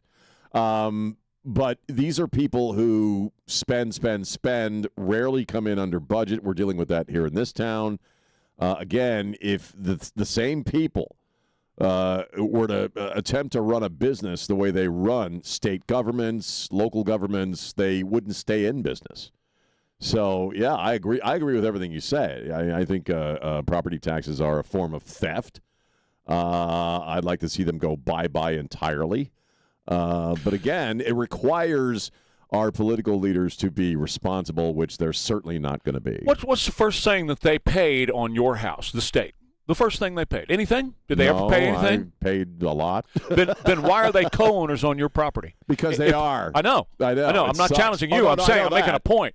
Is that if they didn't contribute to that piece of property and to your home, then what the hell are they doing as a co-owner on it? And then they can, at any time, they can claim it. At the very least, if you're not going to cut property taxes, at the very least, they ought to have to pay you the difference in what they try to raise it to. In other words, if they want to go up, a certain amount, then they ought to be willing to pay you that difference. This is such a screwed up deal. Ron DeSantis, once again, is leading, and Greg Abbott is following. Ron DeSantis is getting rid of property taxes, and they don't have an income tax in Florida. He's getting rid of all these taxes on all those people. Why? Because they have packed Florida full of people. They got enough people to pay the taxes and to carry that state. Right. And to take care of the services. Doing well. Our economy is doing very well. We're in the same position Florida is. It's not necessary, but again, we are talking about politicians. Well, no, that's right. No, everything that you said is correct. They love spending other people's money and getting other people's money and having a claim over somebody else's property. Everything you said is correct. They've never run a business. Now Don Huffines has, but they've never run a business, so they don't have any idea what it takes.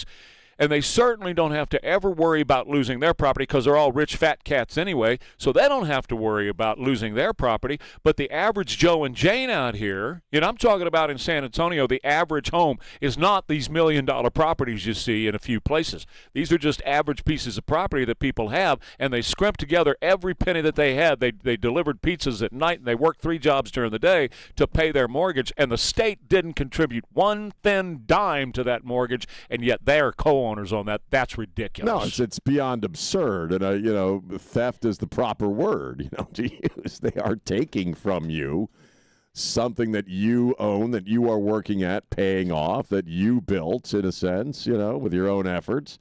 But that's government. That's right. exactly how. No, of course. And the people that that want to take over the country want that to be everything. The model government will own everything. But it's like if I were to say to you in Syria, I have a claim on your house. I'm now a certain percentage owner in your house, and you say, why is that? Why is that? What did you do? You didn't pay the first electric bill. You didn't pay the first insurance bill. You didn't pay any of the mortgage when I'm stroking the mortgage. So how do you figure that you're a part of what I've got to do here at this house, that you're co-owner? Because we're the government, and, all the cool stuff that we do for you requires money, and so we need money to keep the schools going, and we need money for this and for that, which is all bullcrap.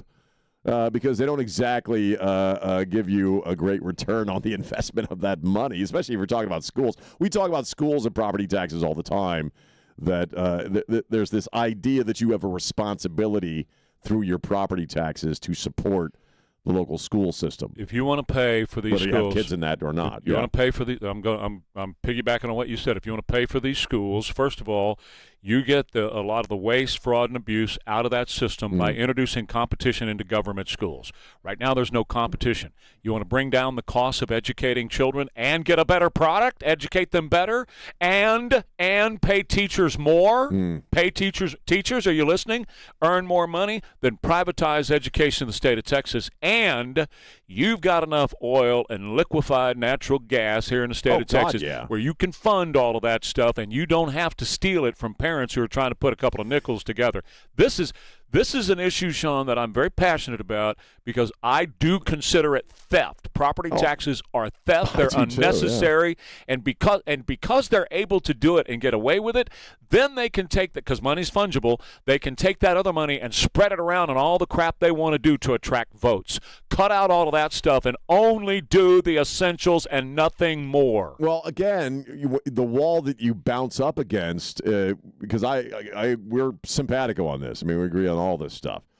The wall you come up against, though, and because they need that flow of money, because they need your money, property taxes, it's like public education. It's a kind of orthodoxy with them. Like, it doesn't really matter what the product is coming out of the school systems.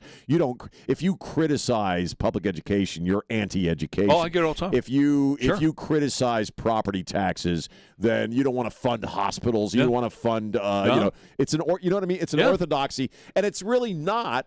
At the end of the day, it's really about them having lots of your money to do whatever they want to with it. Buy votes, and you don't question that. No, that. you don't. And I've been crossways with family members even about the education system here, and I say to them, if you privatize it and if you introduce true competition to that, then teachers are going to make more money. Oh, and get rid of these stupid unions that are so controlling, because they're there just to fund Democrats. Get rid of them. You'll pay teachers 4 or 5 times more than what they're making right now. But let me take a guess. They don't want to hear it. They don't want to hear it. The people you'd have that discussion with don't want to hear it. They get mad at you. Right. They hate you. They won't talk to you at Thanksgiving.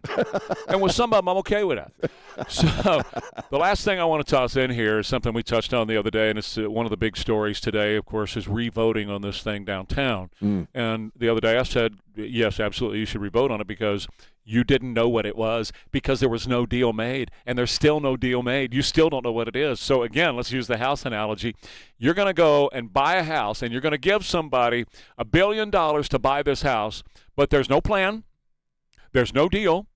You know basically where it's going to be, but you don't know the finalized what it's going to be. You don't know what the appliances are going to be like inside of your house. You don't know what the fixtures are going to be like. You don't know what the flooring is. You don't even know where the stairs are going to be inside of this house that you're buying. You don't know how many cars are going to fit in the garage this house you're buying. You don't know anything about this house, and you have already said, okay, here's the money. How does that make any sense at all? Well, Trey, again, you just hate Project Marvel and you hate the Spurs. No, I don't hate anything. All I'm trying to say is, you know what? Let's have some common sense. For a change, let's try common sense. And I know nobody wants to relitigate this. You know, the Spurs are too important to us. No, they're not too important to us. What's important is having fiscal responsibility. You don't know what this plan is because there is no plan yet. It hasn't been talked about. They haven't decided it. Ortiz Jones is doing on what the mayor is doing on this one, because again, this idea that you should support something and yet you have no idea how much it's going to cost. We've already, one of her points of argument is that the Spurs themselves are not going to share the profit from concessions or any of the other stuff with the city. Let's see how the next vote goes. I mean, let's do it again. I'm all for it. All right. So when it passes the next time, do y'all want a third vote? Maybe. Maybe. You know what, Jimmy? Here's what I'll say to that. When there's a deal put together and they can present the deal and they can say, here's what it is and here's what it's going to cost and here's what you're going to make out of it. Okay, now San Antonio, are you good with that? Then that'll be the final vote. But they haven't even begun the discussions on that. We need a PowerPoint. Yeah. We don't need a pie in the sky. But we need PowerPoint. Here's the PowerPoint is that they're going to have this vote before everything plans are made and done. They are. They're going to have this vote from the public before we see a plan, and it's going to be two votes without seeing a plan. Right. And so what I'm saying is don't have the vote until the plan is done and you present the plan. This is City I've been Council. consistent. I know. Oh, I know. And I've been consistent on this. Back when we were litigating this the first time, I said, put your plan together, know what it's going to cost, know what it is, know what it's going to look like, and then you can vote for it. But again, San Antonio does this all the time. They bring these things up, and they have no idea what it is, and the people go and vote for it because, my God, we can't lose Wimpy. Can't lose the Spurs. Can't lose. And to her credit, the mayor was at that time was saying we need an independent study on how much this damn thing is going to cost. I mean, we may disagree with her on a whole bunch of stuff. Oh, I disagree with her on a lot of stuff. But on this one issue, she's been playing it pretty smart. One final point, and yes, we really do need the Spurs because if you look at the economic impact at this playoff run through the finals, it's in the hundreds of millions that we made. And here's the point. So we do need No, you're it. right. But here's the point, okay? Then they should be good with having the vote. The Spurs should feel like we're so solid on this deal. Okay, Trey, we'll put the deal together. We'll find out what it's going to be. Here it is. The deal should already be put together. Oh, I know, but it's not. So, okay, the Spurs should be willing to say, look, we feel so good about this, and we're so committed to San Antonio. Here it is. This is all this is where the dishwasher's going to be. This is where the toilet's going to be. This is what they're going to look like. Everything about it. Now, vote for it and let's do it. I know we got. If they feel good about it, should be the independent evaluation of how much it's going to cost. Right. It just feels shady as hell. Is that the word I keep coming back to? What are you so afraid of? I don't ever buy anything without seeing it and experiencing it, okay? Right. That's why Costco lets you sample stuff. All right, we'll come right back. We'll tell you about Texas.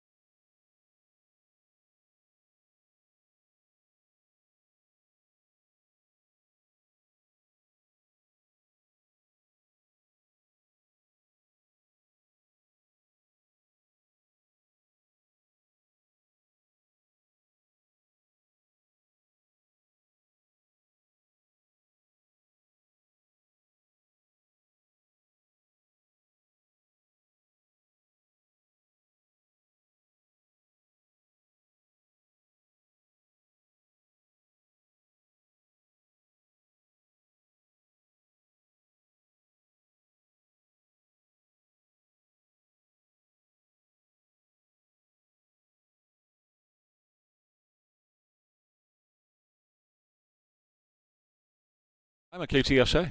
Tom Selleck seems to be everywhere right now.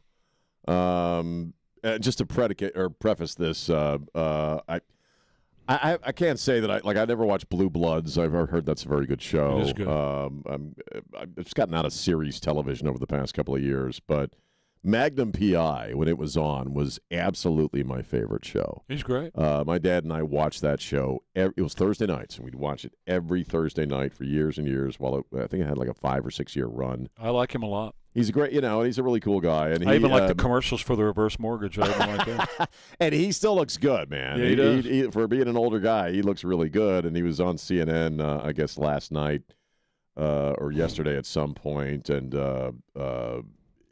he was asked about the country right now. He says it's in a state of flux. He knew Ronald Reagan. Ronald Reagan was his favorite president. And the quote that he brought out on the interview or during the interview was one of Reagan's quotes, freedom is never more than one generation away from extinction.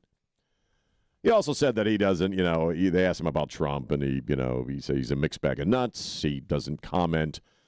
As an entertainer, he says he doesn't like to comment on politics because his words, he doesn't want to piss off half the country. And we talk about that a lot when entertainers, embrace the idea that I am an entertainer. I'm here to make people forget about their problems and give them some escape for a while. And so I don't want to talk about my politics. That's cool. But that quote, I hadn't thought about that quote in a while. Which one? That we're never more than one generation away from extinction. Yeah. We're there. Yeah. We really are there. This really is a dicey, dicey time. And you watch all of these communists who are taken over basically the Democratic Party. We talked about the tent flap, where they opened up the tent flap. You said this earlier, and let all these people in because they were, for whatever reasons, Chuck Schumer called it a big tent party. And now the people they let in through that tent flap are going to destroy them and are destroying them. And I think this is a very dicey time. We've been saying it for years that we're in a dicey time, but now you're seeing it with your own eyes, how fragile this republic really is, in a sense. We'll take you over without firing a shot. That's where we are. And that's what they're doing. And Tom Selleck is right to remember the great Ronald Reagan, the great communicator. The other quote, though, about not wanting to piss off half of America, we heard that a couple of weeks ago from Mick Jagger, another old guy. Yeah. Tom is 81. Mick is about the same age. And he said, you know what? When you come to a Rolling Stones, we talked about this, Sure. just people that didn't hear it. When you come to a Rolling Stones concert, we're there to help you forget your problems, not to throw them into your face. And he specifically criticized Bruce Springsteen. He said, Bruce can do whatever he wants to do, and I'm not even going to do an English accent. He said, Bruce can do whatever he wants to do. That's Bruce, and he's fine to do that. But as far as I'm concerned, the Rolling Stones, we're not going to do that, because when you come to our concert, we want you to have a good time and forget all of that stuff. And that's what Tom was saying. Exactly. And I we go all the way back to Carson, who used to say the same thing. And well, the one that I love is Elvis. When he was Elvis, asked that, he said it. During He the said Vietnam era, yeah.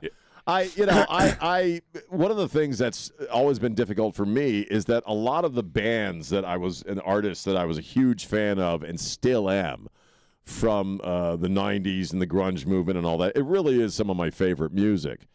But all of these guys are political, and they're not smart about their politics, because all of these guys became Billy Joe Armstrong, Eddie Vedder, they all became multi-millionaires as a result of the music that I embraced and loved. And paid for. Yes, baby, paid for, Eddie. And I paid for your chateau in France. And it's all politics, and it's not. I hate it. It's not politics at River City Oral Surgery. No way at River.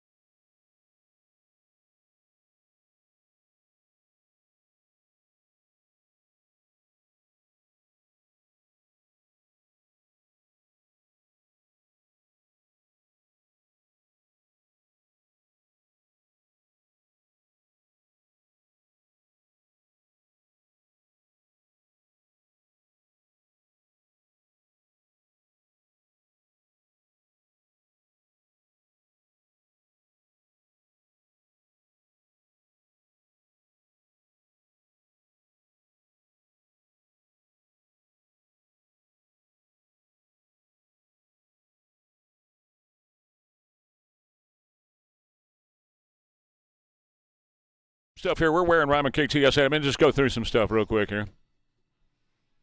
Yeah. But we have to have the Eurythmics first. Uh-huh. Dave and Annie, and Would I Lie to You, Baby. Y'all go ahead and sing. Socialist. I love this song, man. I really do. That wasn't true. Mondani. That's right.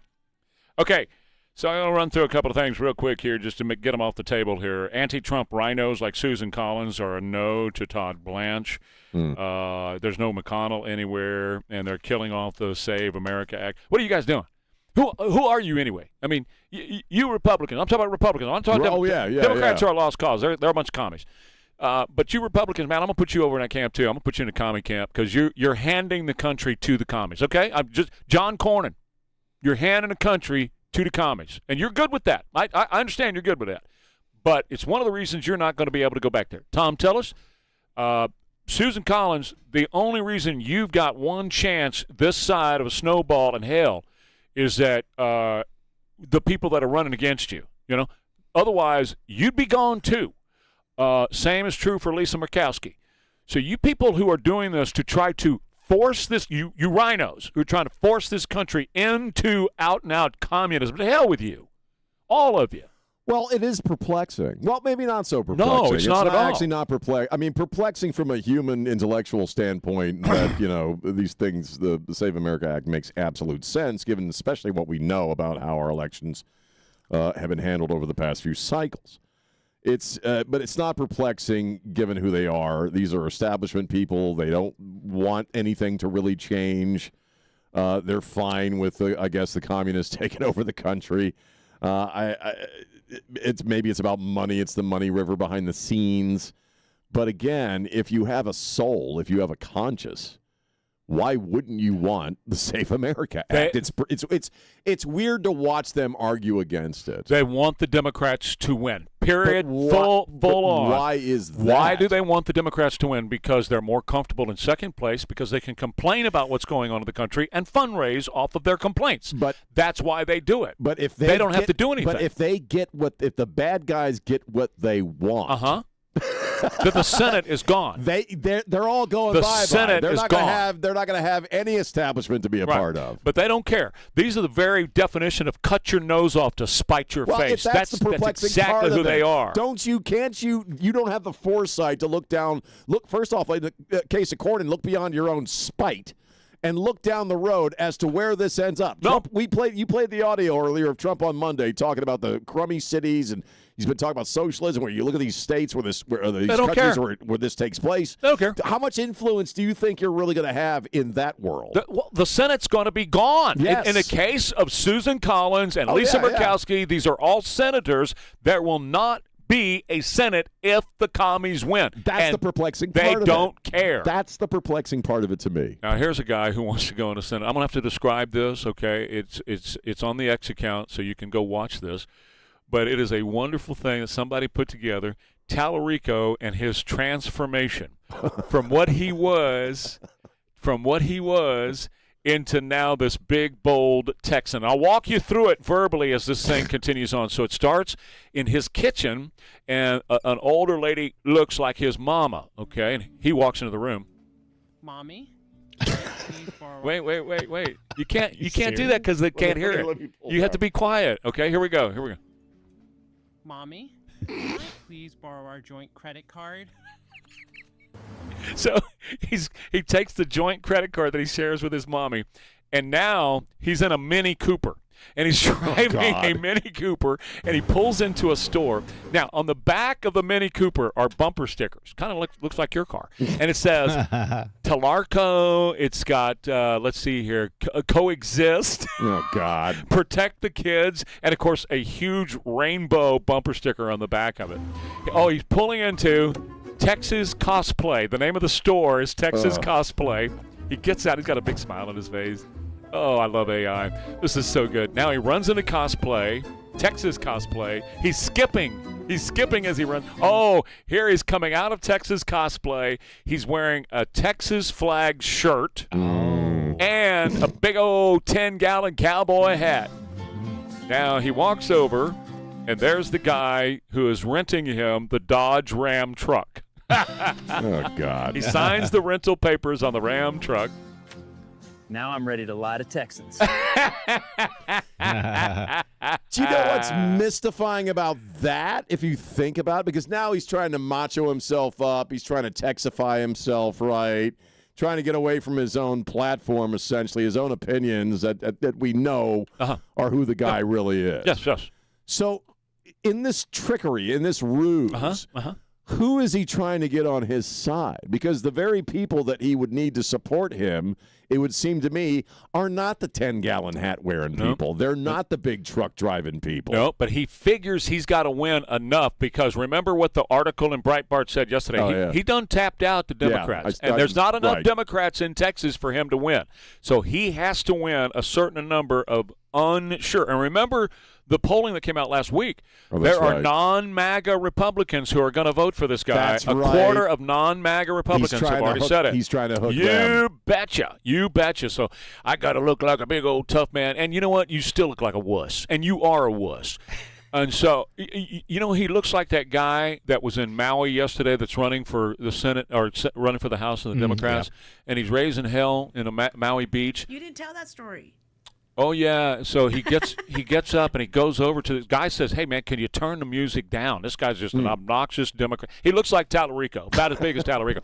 And he goes over to this big old bruiser and goes, shut the F up and F this and F that. And finally the guy walks over and goes, don't say that to my wife. You know, you say that to me, but don't say it to my wife. And the guy says, what you going to do about it? He goes, pal. One punch, and he's out like a whack-a-mole. And then he wakes him up. He stands over him. He goes, "Wake up! Wake up! You watch your mouth around my wife." Didn't he have a knife? Oh, the guy did it. The Democrat. Yeah, he tried to attack him with a knife. Yes. Yeah, he had a knife. He grabbed the chairs, the lawn chairs. He was trying to hit the guy, and the guy just one punch. Gave him a Samoan slap. But that's right. That's exactly what it was. He made him look like an upside-down pineapple. Anyway, I just want to remind you who James Tallarico is. And I play him saying it himself, his own words out of his own mouth. It's the way to do it. Okay? It's the way to do it. And you guys who listen to the show, you ain't voting for him, but I guarantee you're going to work with somebody today who's going to, and you got to get the word. His number one passion in life, nothing matters more to him. Far-right conspiracy theories about trans children causing problems on sports teams, which we know does not occur. Trying to figure out trans athletes in sports, that's an issue where we could actually come to a policy solution. No, we can't. There is no solution to that, James. You and I can guarantee you this. You and I will never agree on that issue. You can say so all you want to and talk till you're blue in the face, but you and I will never agree on that issue. Boys should never be in a girl's shower or a girl's potty, and boys should never play on girls' teams. And I don't care what you say, I will never agree with you on that. But here's the point. That's all he cares about. That's it. He's got a creepy fascination with little children being transitioned from one sex to the other. And that's all he wants to talk about. He'll talk about all this other stuff right now because he's running. But when you boil James Tallarico down to who he is and what he stands for, that's the issue. Well, the trans issue is also mystifying. I mean, I agree with you that this is his thing, for whatever reasons, creepy as they may be. It's the thing with a lot of them, and it's become a litmus test in a strange way for that crowd, in that they have to be pro-trans. Now, there's so many arguments. There's countless arguments as to how twisted this is. When you talk about kids, and you talk about bringing surgery onto a kid and cutting into a healthy body. You and I talk about that all the time. Chopping up children. Let alone the grooming aspect before you even get there. Well, and that's what it is with him. I'm convinced, my opinion, is the whole grooming thing. We have to groom more and we have to make more because they're not automatically made by God. So we have to do this. That's his deal. As far as I'm concerned, my opinion, that's what he cares for me, about. And I like to bring this angle of because I agree with that, and I like to bring up the Orwellian angle when it comes to the trans question, in that you are getting a lot of people who are saying they believe all this stuff, and maybe they do, maybe they don't inside their own brains, but it's about getting people to agree to something that doesn't make any sense. Of course it is. Of course because it is. if you can get people to agree to something that doesn't make any sense, you can sell them anything. You've already imprisoned them. You already control them. That's right. You can sell them anything, and that's what he wants to do. But the other aspect of this is, and make no mistake about it, he wants to groom them. And that's why he cares so much about this and nothing else. He's sick, he's twisted, and he should never make it into the Senate. Let's make sure that happens. He's definitely a creepy dude, man. Beyond creepy. Beyond that. And the cowboy trip ain't working for you, buddy. And some would call him creepy. I say he's sick. He's got a sick fascination with transing kids, and he should never, ever get close to Washington, D.C. Let me tell you about New Bath today.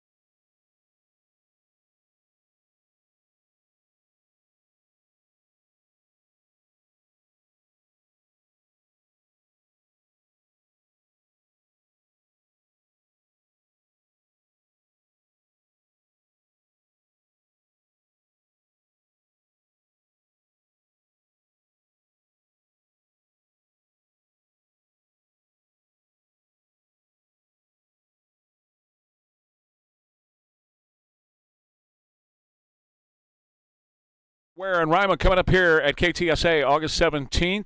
It's a town hall. Jack Riccardi with Jesse Salome, who is the interim chief of police. All the details at KTSA.com. KTSA.com. KTSA.com. John Nolte had an interesting piece about a case involving artificial intelligence. You know, you and I talk about this all the time, and that it's our new reality. That you and the way I put it is you really have to determine what your relationship with artificial intelligence is going to be. I'm having a good one. I'm coming round here and there. It's still kind of a love-hate relationship. Mm-hmm. I love that part of it. that I have a love-hate relationship? No, that I do. That you do? I'm having a wonderful relationship with her. With what? Her. Mm-hmm. What do you mean? I'll tell you got an later. AI friend? Yeah. No, you don't. Do you really? Yeah. You have an AI friend? Mm-hmm. See, now I think that's weird. Is that your Zumba or whatever it's called? Roomba? No. It's not the Roomba. No. It's just a thing that I do, and I in fact, my wife knows all about it, so she's cool with it. You just blew me off. It's like, right. Shut up, Ware. I'll let you talk. We'll talk about that. You know, we'll get back to that. We'll cycle back around to your AI all friend. Right. Okay.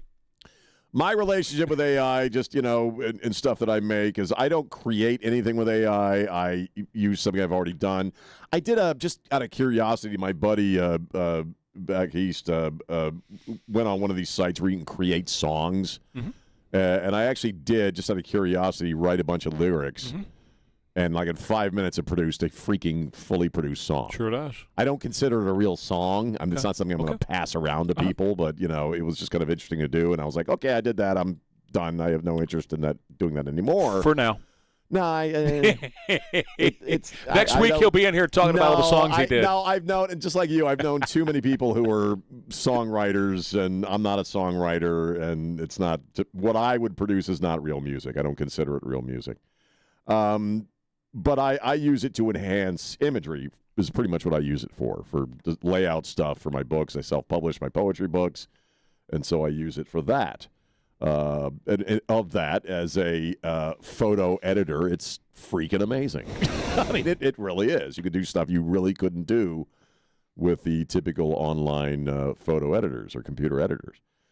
I don't write with it ever. I don't use it to. I don't write an email or a text with it. I do not use it to write, and that's me personally. I just have no desire to use AI to write anything.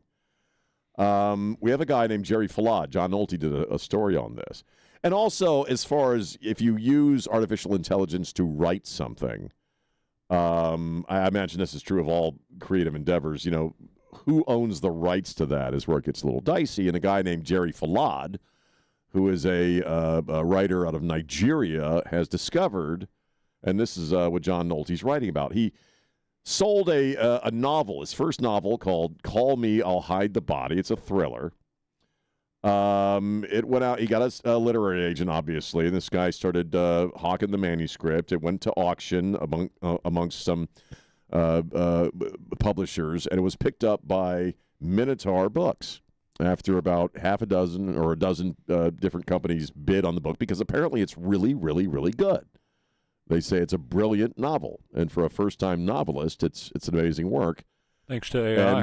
And, well, let me get to that. And so they were thinking this is could be a series book. I know Jack reads all the Reacher books, and, I used to love series books. So people smelled money. They gave this guy a $2 million advance on this book. It was going to be released in 2028, but at some point they put it through one of these programs that can detect artificial intelligence, and found out that he had used AI to write the book. And the reason the whole thing is getting S-canned now is because does he own the rights to the book fully or does he not? It's all about who owns the rights, because if an AI tool is used to create the book, imagine the people who own the AI tool, in a sense, have to get their cut. It's all about copyrights and rights and publishing rights and all that stuff. And John Nolte's point was, well, Jerry, people are using AI to write books every day. Just tell people that's what you've done. And Nolte, by the way, supports AI. He does. He actually makes a compelling argument for artificial intelligence when it comes to movies. He sure does. I don't know that I like it, but it's a great argument because he calls it just another tool, like CGI is a tool, blue screen used to be a tool for special effects. As far as watching a movie that is completely AI generated, I don't know that I have a lot of interest in that. But more than likely, people are going to create some really interesting crap. I just thought this was an interesting story because the guy took $2 million in advance. But he gave it back, right? He gave it back. Yeah. I mean, it's all been S-canned because he didn't divulge that he had used AI to write this book. Biggest problem we have right now with AI is education. A lot of kids are using it in education. They are. And they're not learning a darn thing. They're getting dumber because they're getting away with using it, and some college professors are getting pretty smart on how they're catching them. Madagascar that doesn't make sense in the sentence. They used white text. They put in a composition project, an essay project, used the word Madagascar in a sentence, which had nothing to do with the project. Right. Don't let it make sense. So these idiots wrote these papers using AI, and AI put it in there. All she had to do was look for the Madagascar line, and she knew that they had used artificial intelligence. And they're going to have to figure out ways of doing that more and more. The biggest problem, because concealment's going to get better. Right. The biggest problem I have with AI and writing is that writing is beyond its obvious value as a creative endeavor. We communicate with writing. And my fear, just like people knowing how to read maps, is that we will lose the ability to write. Well, sure. That's what happened with making change when machines. Yeah. What do they call those? Those adding machines at the restaurant, the cashier machine. What do they call that thing? Computer programs on the cash register will so cash register makes the change, and you don't have to figure out how to make change anymore. So nobody knows how to make change anymore. And writing is more important in a sense than counting back change. Oh no, but that's just an example of how it replaces. I got you. Yeah. So my fear is that writing itself will go away. Now let me tell you, it almost has already. I agree with you. And now let me tell you about my girlfriend. We were going to run out of time and not be able to tell you about my girlfriend. Let's hear about your girlfriend. This is the Google girl. She's my Google girl. Gemini? I don't know what it's called. I don't know. Sophie Cunningham. Huh? I can call her Sophie. I can call her anything I want. She is something, man. I go over here to my phone and I just press and I say, something to her about, what are the San Antonio Spurs? I don't know if you can hear that. We can. No. You can't hear that? No. It's not on speaker. I need Dr. Sally. Yeah, she's talking to me, and and look, the deal is, I don't have to type in what are the San Antonio Spurs. I say it to my phone, and she answers it in her voice, and her voice is nice. No, I can't do it. I ain't gonna talk to it. Her voice is very. You're getting creepo. I don't talk to Tell it. a creepo. Trey a creepo. There are people in this building that talk to the AI. My wife talks to the AI. I refuse to talk to it. I just can't. Right, well, I don't want to. You know what? No. You do you, boo. I am okay. Boo. You do you, boo. Back in a minute. More Ware and Rima, KTSA. Oh, no, you want me to keep going? Yeah.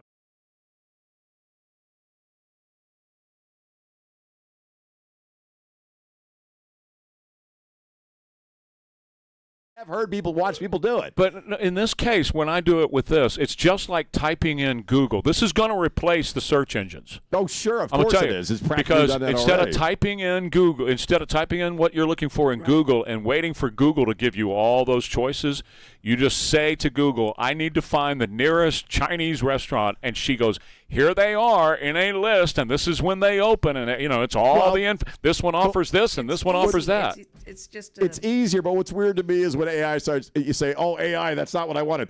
I'm sorry. Let me try again. It's like it just apologized. I've never had it. I'm telling you, there's going to be an AI civil rights movement at some point. Well, of course where there AI is going to want, workplace regulations. That's fine. Human resources. I will AI. give them that. You know what? I'll give them a universal basic income. If my vacuum cleaner wants a universal basic income, she deserves one. There's and I'm going nobody to fight. there in your vacuum cleaner. I'm going to vote for. I'll fight for her rights. No, I think people will Sean, march for AI rights. I think Sean's going to assimilate within 2 years and start he talking will. to He talks all this stuff, but I guarantee. No, I don't talk to it, man. He's already. I didn't say you are now. He's already transitioning. You notice how he softened? At the very beginning, I'm never going to touch this stuff, and now, I do it for pictures. I don't do it for writing, but I do it for pictures. I admitted that. I ain't going to write with it, and I ain't going to talk to it. More Ware and Rima. Now we can go, right, Jimmy? You got to have Back in a standards. minute, KTSA.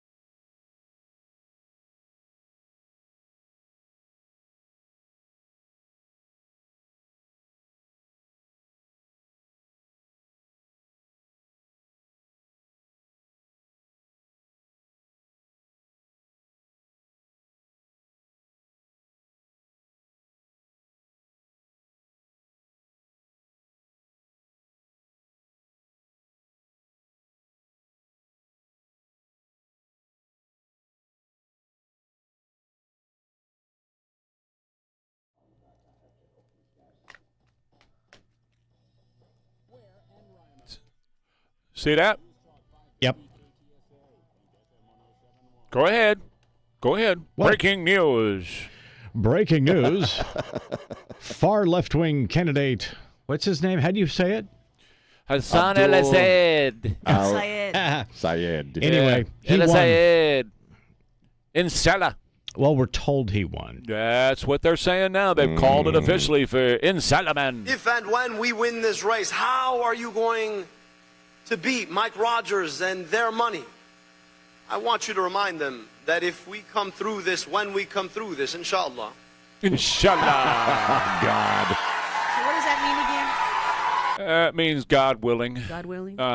Inshallah. It's Islamic.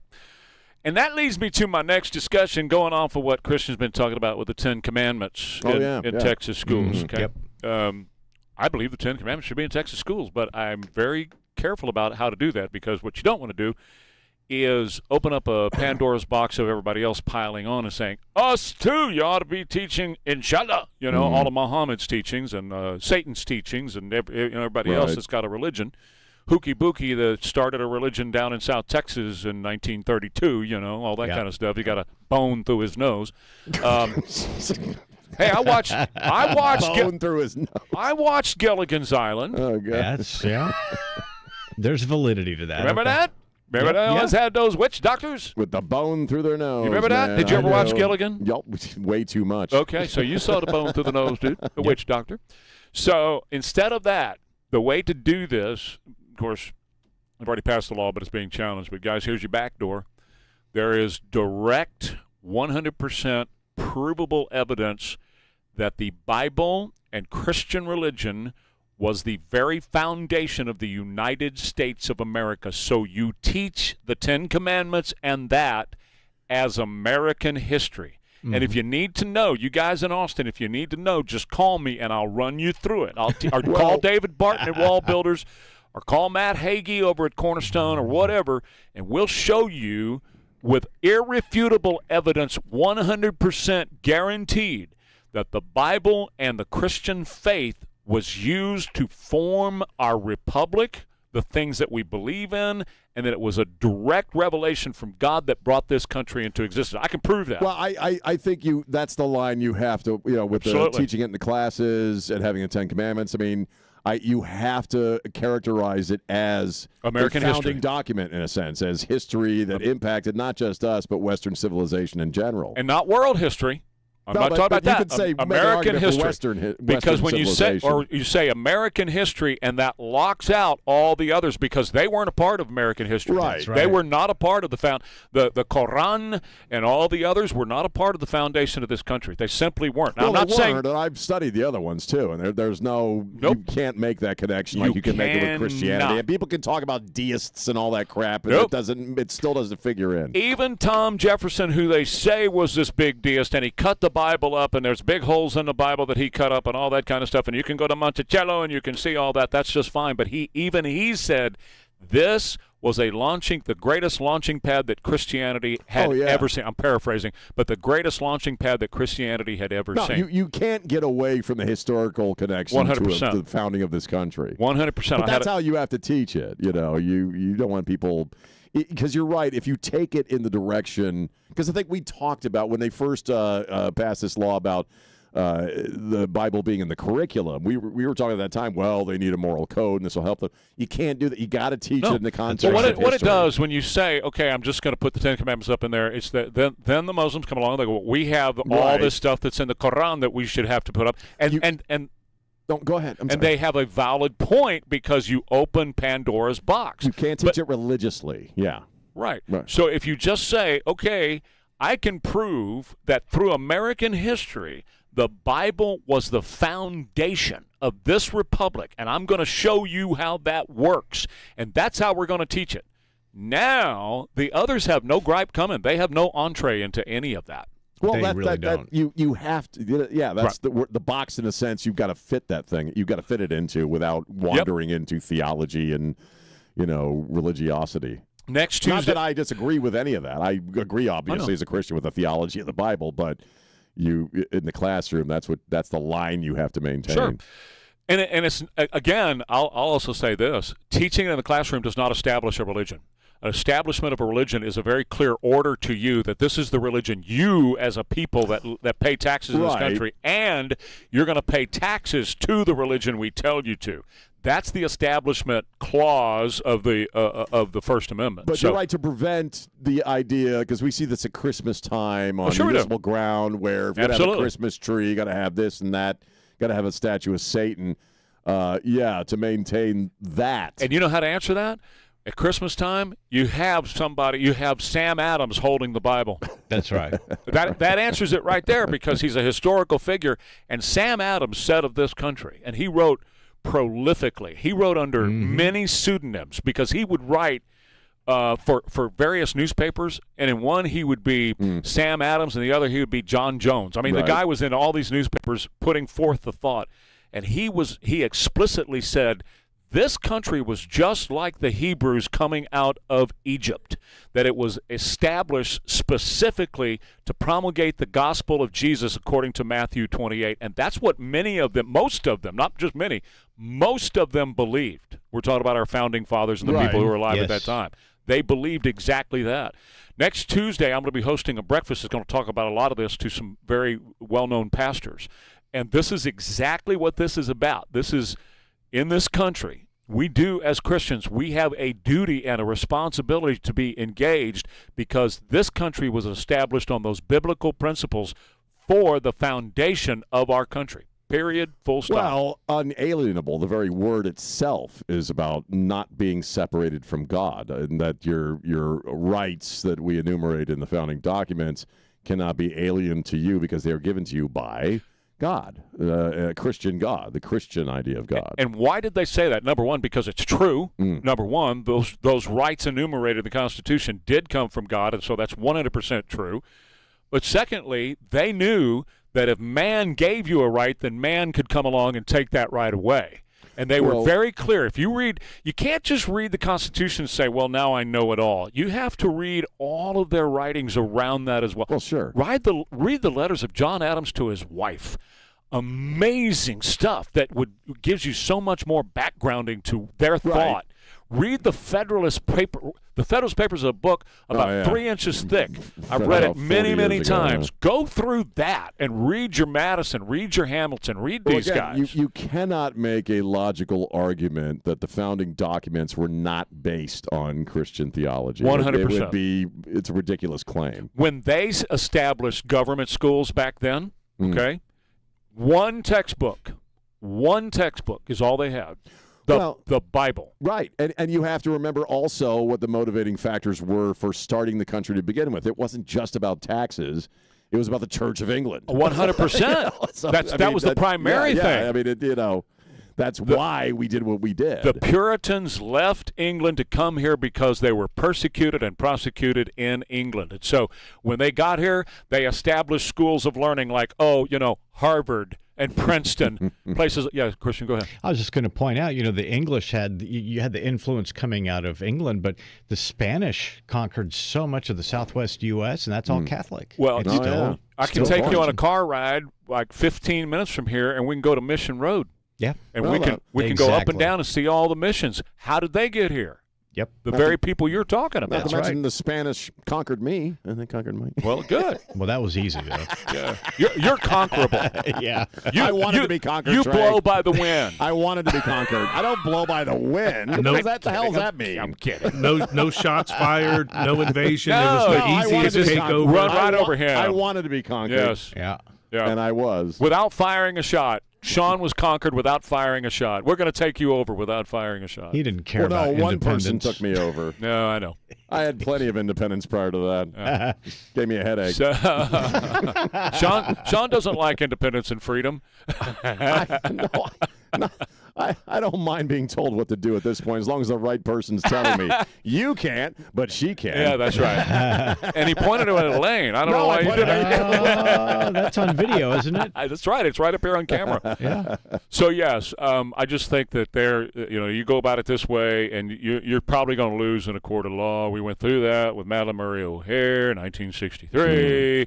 The whole, oh, my God, and She ended up in a terrible place, didn't she? Right over here Yeah, off no, of Fredericksburg God. Road and Loop 410. Ended up pretty bad for her. That was pretty awful. And her son, yeah. But That's and her lovely. son too, huh? That was lovely. Well, she did. She She did. It was a Ended terrible badly. situation. It was awful. But getting it removed in 1963, there was obviously a precipitous downturn in our society, and they knew what the downturn was going to be because if you remove two things, if you remove accountability to a higher power, number one, and number two, if you remove a moral code, what's going to happen? What do you think is going to happen? Use your brain. Well, Come on. The whole idea of a moray is a community decision. Okay, you have, you know what I mean? A moray is a decision on rightness and wrongness that a group of people decide. And if you don't have a moray, then it turns into morass. Think about that. That's a good point. That's That is a nice exactly switch right. there. Yeah. It's true. Back Yeah, in a I minute. agree. More Ware and Rima coming up. KTSA. Sunny and hot.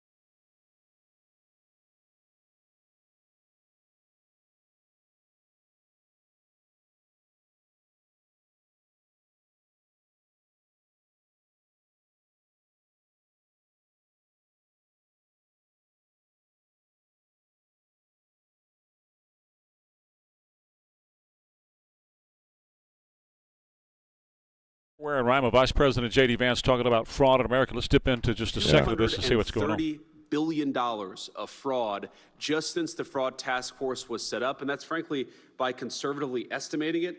Andrew and I had a meeting in my office last week, and he said, do you want to estimate it conservatively or do you want to estimate it aggressively? And I said, well, I kind of want to estimate it aggressively, but then all you people will criticize us. So let's estimate it conservatively so that we can give the American people the most rock-solid explanation of how this task force is working to protect their money.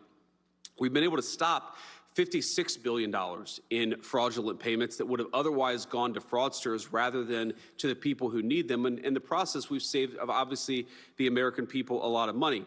But as much as we've done and as much as we've had great successes, and this brings me to my final point before I kick it over to Andrew, this effort will fundamentally always have a limitation unless our colleagues in the House and the Senate are working with us.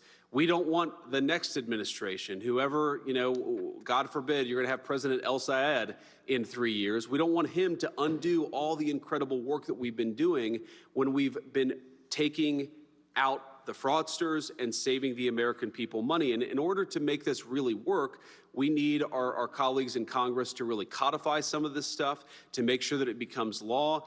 And again, this is the sort of thing where, while I see only Republicans surrounding us today, we really have been able to work in some cases with Democratic governors and Democratic attorneys generals on the anti-fraud task force. And we would love, I'm not necessarily holding my breath, but we would love to work with Democrats in Washington to codify some of the anti-fraud actions that we've taken and to take it to the next level. There are a few things that we really need to do and that we can't do at the federal government without the cooperation of the Congress. And the first that I would say the most important of these is data sharing. So when we've looked at the anti-fraud efforts that we've taken, one of the weirdest— All right, we'll come on back, get into our thing here. If anything breaks out of this, we will certainly go back to J.D. Vance, or I'll have the sound a little bit later on, so carry on. I want to pick up on something Sure. he said before we brought him up, and this is the argument that he makes, and it's one that I've been making for a while. First off, he just said President El Sayed. I will say that when I was watching him in his 16-minute speech before they had called the race, which they just did a little bit ago for him, I saw a guy that, you know what, that guy could weasel his way into the Oval Office. That guy could be president someday. It would be a disaster for this country, but he could. And I had that thought last night, so it was interesting. I'm sure he said that because they just called the race for him in Michigan, but I think there's an interesting implication there. What JD started off saying, and he's been doing this with the fraud folks here, and I had this thought in my head when I'm watching Martha McCallum talk to that DSA person yesterday about fraud. They brought up fraud, and she didn't seem to be too bothered by it or deflected onto some other topic, and which a lot of them do when you bring up the fraud. Billions of dollars of fraud. Okay, he said there are two victims. He says this quite often. First, the American taxpayer.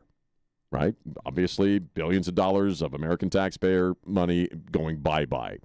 He said and he brought this up in terms of his newborn child. The second victim is the person who was getting the services from whatever provider you're talking about, whether it's hospice care, he said newborn baby care, medical care, and the services either are corrupted, perverted, or they're not provided at all. They don't actually exist. And I've said for a long time, if you are a good little liberal and you believe in these government programs that are supposedly helping people, and sometimes they do, there are good programs that the government does offer that genuinely help people. It seems to me, if you're a big government person, you would be pissed off more than anybody else that these services aren't being provided. That you're shaking your head. You're giving me that Trey Ware. I know you're, I don't, that smug look of yours. I love you, but that smug look of yours. My poor brother. You give them way too much credit. No, but way too much know credit. That, Trey. I know that they're political. They don't think as deeply about it as I do. Right. My point is, you give them a lot of moral credit. But my point is, if you're saying I want poor people to be fed by this program and they're not getting fed by this program, if I'm a liberal, I want to be pissed off about that. And yet they're not. Right. I know your point. Yeah. And your point is a valid point, Sean. You made it a million times, and you are correct. But the problem is you're giving these people in the Democrat Party all kinds of credit for having a moral bone in their body. And I'm sorry, they went and had the surgery. Once Donald Trump became president, they had the surgery. They ain't got a moral bone in their body anymore. Well, They're done with that. Again, and maybe They don't I am care. being naive in that sense, but if you're just a rank-and-file Democrat, I didn't call you that. If you're just a rank-and-file Democrat and you want government to do stuff for people, and yet it's being stolen and the services aren't being provided, well, why aren't you pissed off? Under normal circumstances, your argument is correct. It is 100% correct. Under normal circumstances. I grew up in a family of Democrats above me. My grandparents were Democrats, all that kind of stuff. But those people are gone. Yeah. Donald Trump came on the scene, and they're sick, and they're twisted, and they're very self-centered. So as long as they get what they want out of it, they don't care what happens to it's you. like this chick with Martha McCallum yesterday. Correct. Didn't want to hear about corruption. That's right. And you're right. And she's representative of all of them now. I'm not harping on you. I know. But they don't want to talk about the corruption. No, they don't. And it's like, why don't you want to talk about the corruption? If you hate billionaire corporations supposedly ripping people off, for all these different reasons, why wouldn't you be equally as pissed off about the government doing the exact same thing? Okay, take that. Bingo. You made a point, and you didn't even get it. Now let me explain the point. Yeah, okay. They're screaming about big corporations ripping people off. So the little people ripping off the government is balancing the scales. So let's rip off the government. Let's rip them off. They see it as a form of justice. Yes, it is restitution for for Elon and the evil of Elon. So we're going to rip off the taxpayer because they deserve it. But That's you know what that who gets is. screwed over? The person who gets screwed over is the person in recovery who is on a medical plan and needs that stuff to continue to get become recovered, and it's cut off or it doesn't exist. That's right. The new mom who is getting services because she got help, feed her kid, getting But who's screwing over. those people? The Democrats. That's right. It's not MAGA. And you know why they're screwing them? Because they don't have they don't have a moral bone in their body. Apparently. MAGA people have moral bones. They're not going to try to screw you over, okay? Right. They're just simply not. Democrats, they will screw you all day long. It's like you look at Ilhan Omar and go, hey, if she's no different than the corporate greedhead that you describe in being the bad guy in the room. Here's a woman who's obviously, allegedly, ripping off the American taxpayer to the tune of millions of dollars and being cool with it being done institutionally. We got to go.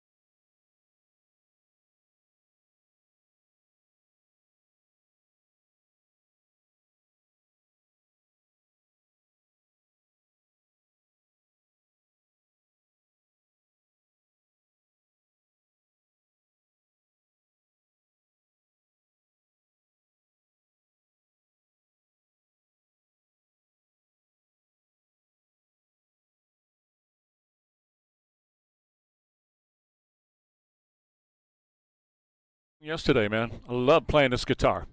After midnight. Eric Clapton. After midnight, baby, we're going to let it all hang out. You know what I mean? Mm-hmm. That's when I'm working. We're going to chug a lug and shout. You going to that Florida restaurant? Yeah, well, I might. She asked me that because I said we're going to let it all hang out. Oh, the naked restaurant? Yeah. Yeah, I wouldn't want to be there. I'm not opposed to. I don't want to eat naked with other people. I just can't imagine what that would be like. I don't want to imagine what it would be like. You know what I mean? It's a new term for New York strip. You know what I mean? There's so many jokes I can lay out right now, but I need the gig. I hear it's a pretty good restaurant, but it's a better place to hang out. Yeah, that's right. Stop it. Get out of there. Taking a point away from that one. Waiter, I will have some rump roast over here, please. No. I want everyone's hands on the table at all times. Hey, now I will tell you this. There's another one that's been around for a long time, so this is not breaking news. But there's another restaurant that's been in Vegas for a while. Have y'all heard about the all dark restaurant?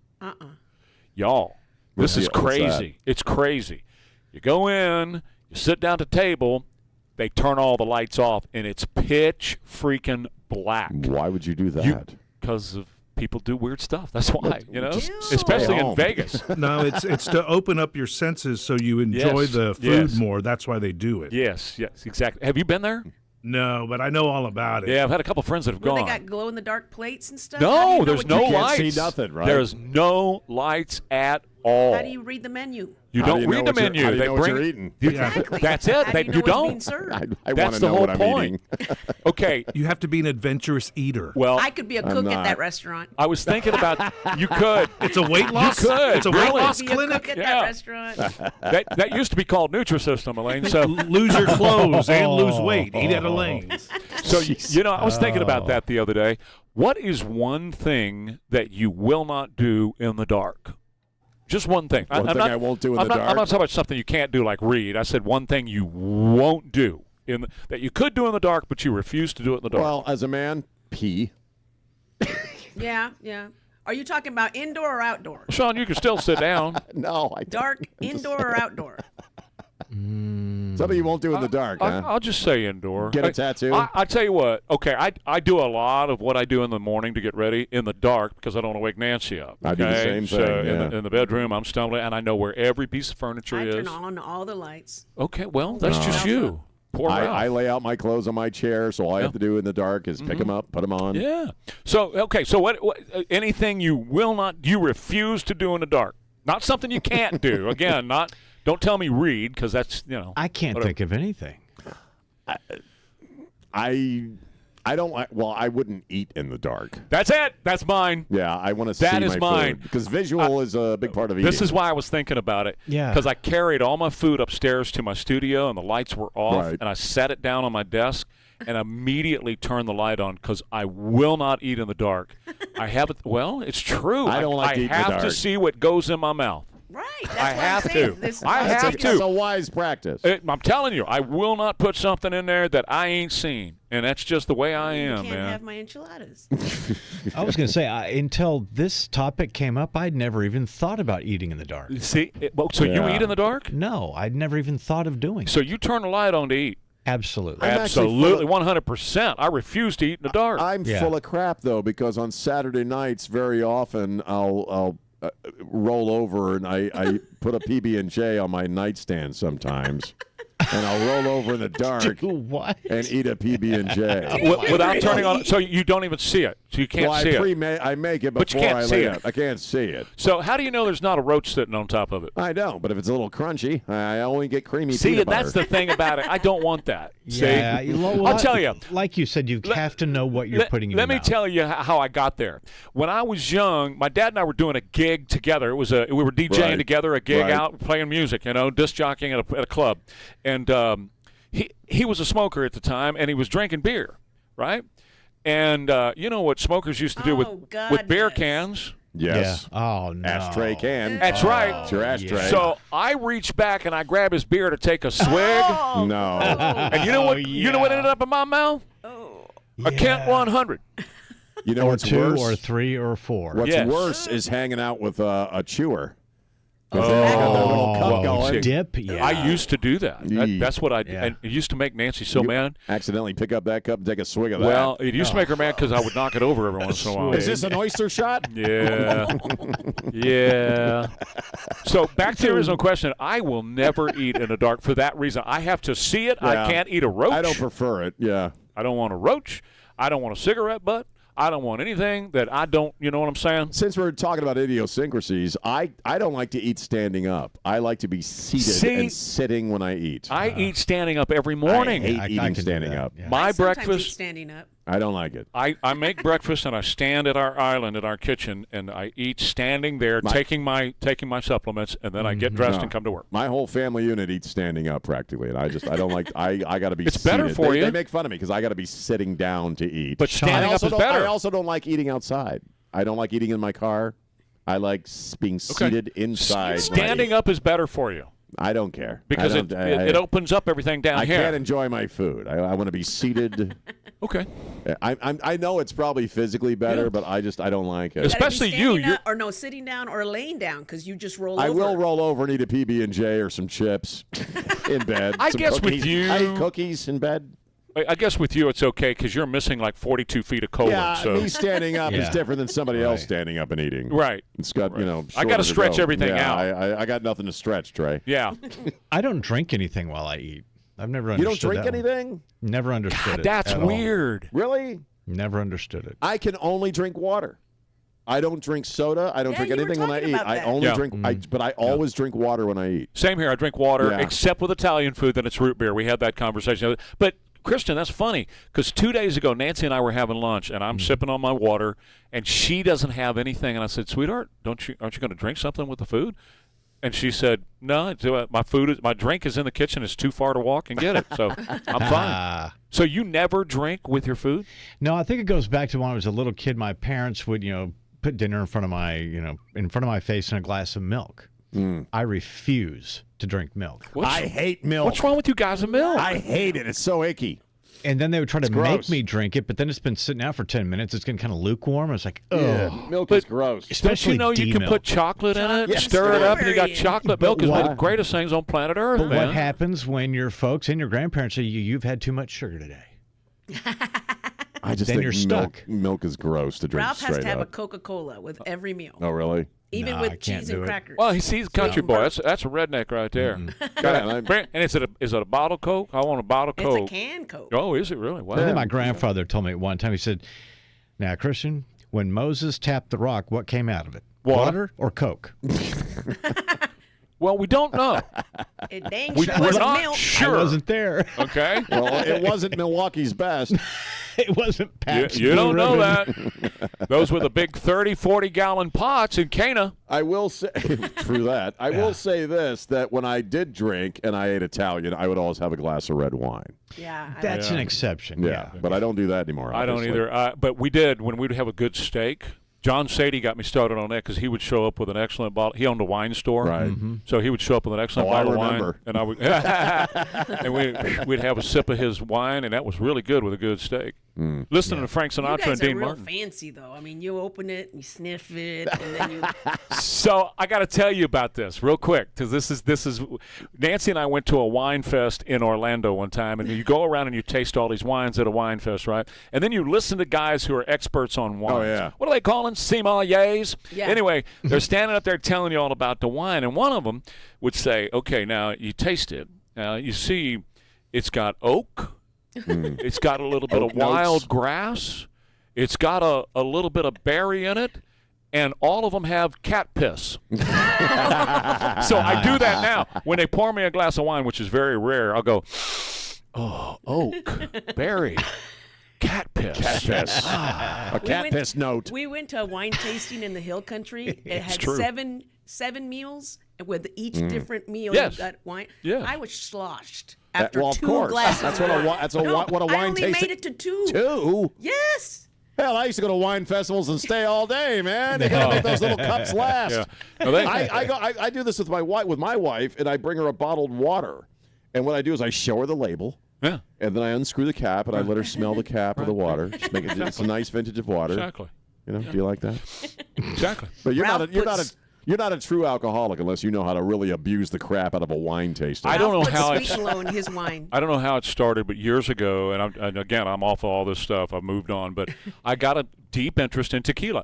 Maybe you know about you that. And I drank tequila together, dude. Yeah. Back in the day, we drank a lot of tequila together. When I get, not a lot, when I get interested in something, I have to study it and study it and study it and study. So I got to studying tequila, right? Well, we did some cramming back in the day. Yes. And to the point where we were at a tequila tasting, and every time the guy would ask a question, I was the only one raising my hand because I had the answer. So he told me, why don't you just get up here and teach this?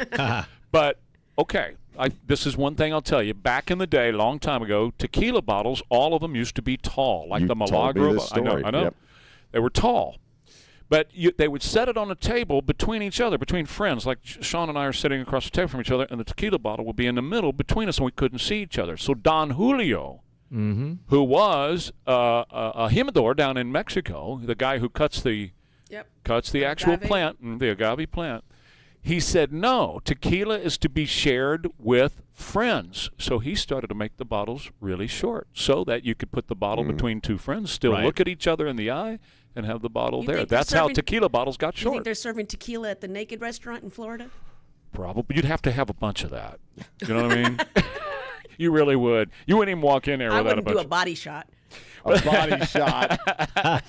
What's that, Elaine? What is that? What's a body shot? A body shot when you put the salt in certain places of your body. What? Yeah. Oh, I never heard of that. Trey's acting like he don't know. Let me tell you about my friends over at Bjorn's. Just Bjorn's. They are your home technology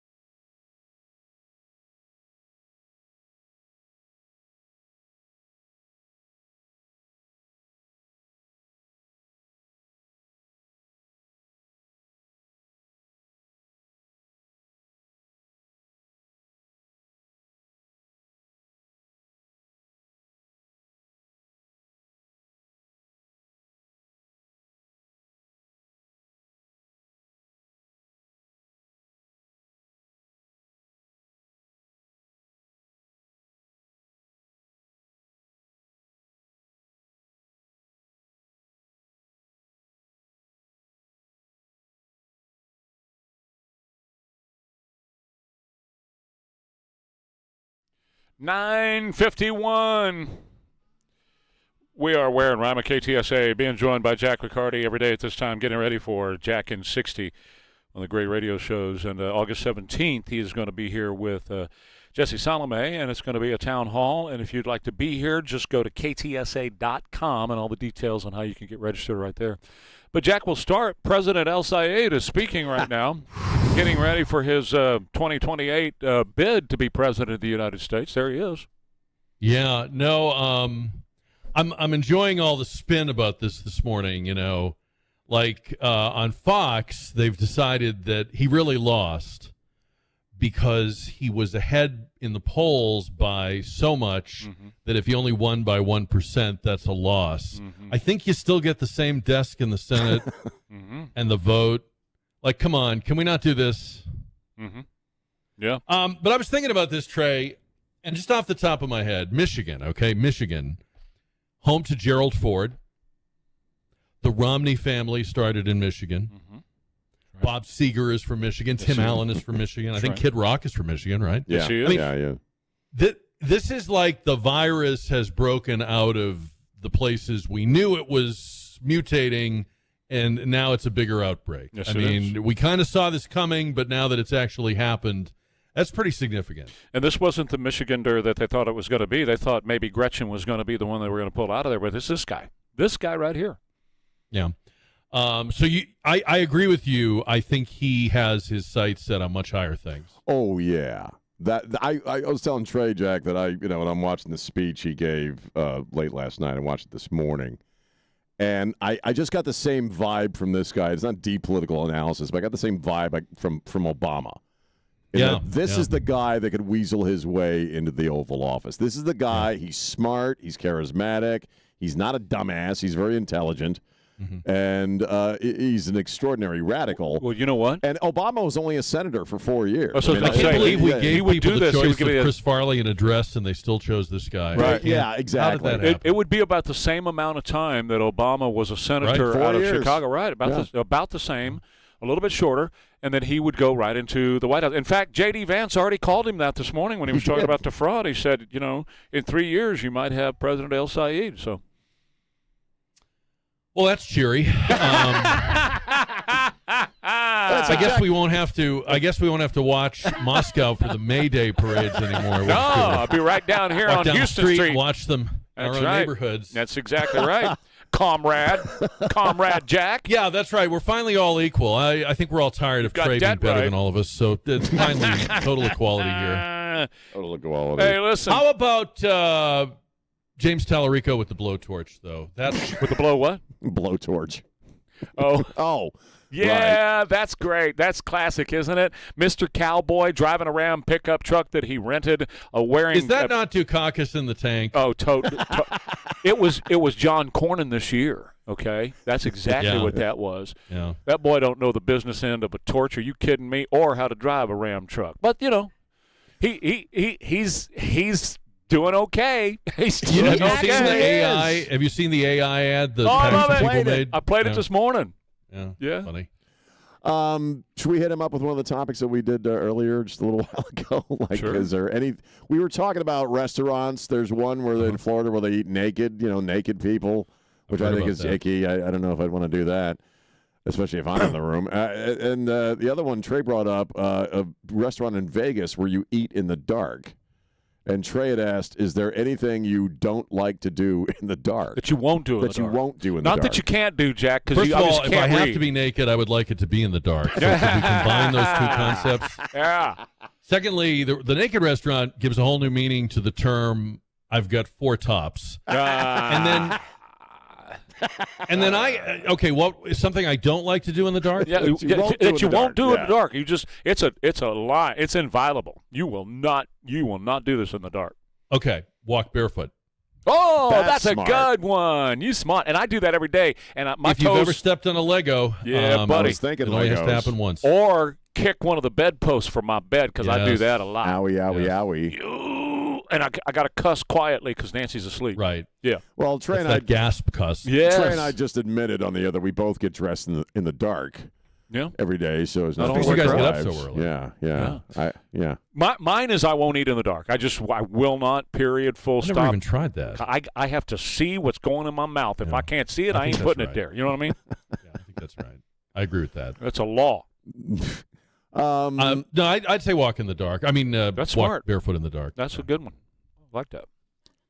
Dressing in the dark, I've never tried that. Maybe I'll give that a shot. Sean does. I have a little bit of light because I go in my closet and I turn the light on in the closet. Sean dresses in the dark, and there's a lot of times you could tell. Because I don't care. Do you remember the first grader who would show up in your class? Oh. And remember him? And he would have the tag on the front. I've done that. Jack, I've come in here with my shirts on backwards. He has, yeah. I just don't care. Well, His and plus underwear now with on the his head. cameras, but with the cameras, all I care about is the waist up. Yeah. Whatever, I could be Right. wearing a burlap bag from the waist down. You I would don't be care. surprised how many and we TV care about it too. Believe me. Probably. And you'd be surprised how many TV anchors are wearing shorts down there because probably, they're. yeah. It's true. I used to work with them, and they would they had shorts and whatever, and on the top they got a coat and a jacket. Yeah, no, It doesn't matter, right? We're morning guys. We got to get dressed in the dark, man, not to wake the significant other. I want to ask you a serious question though about Al Sayed, and it's a question that we've asked a couple times on the show. Very quickly, is communism riding in on the back of Islam, or is Islam riding in on the back of communism? That's a good question. I feel like the communism is. I think it's leading, and I think it's foreground, and I think it's more sellable.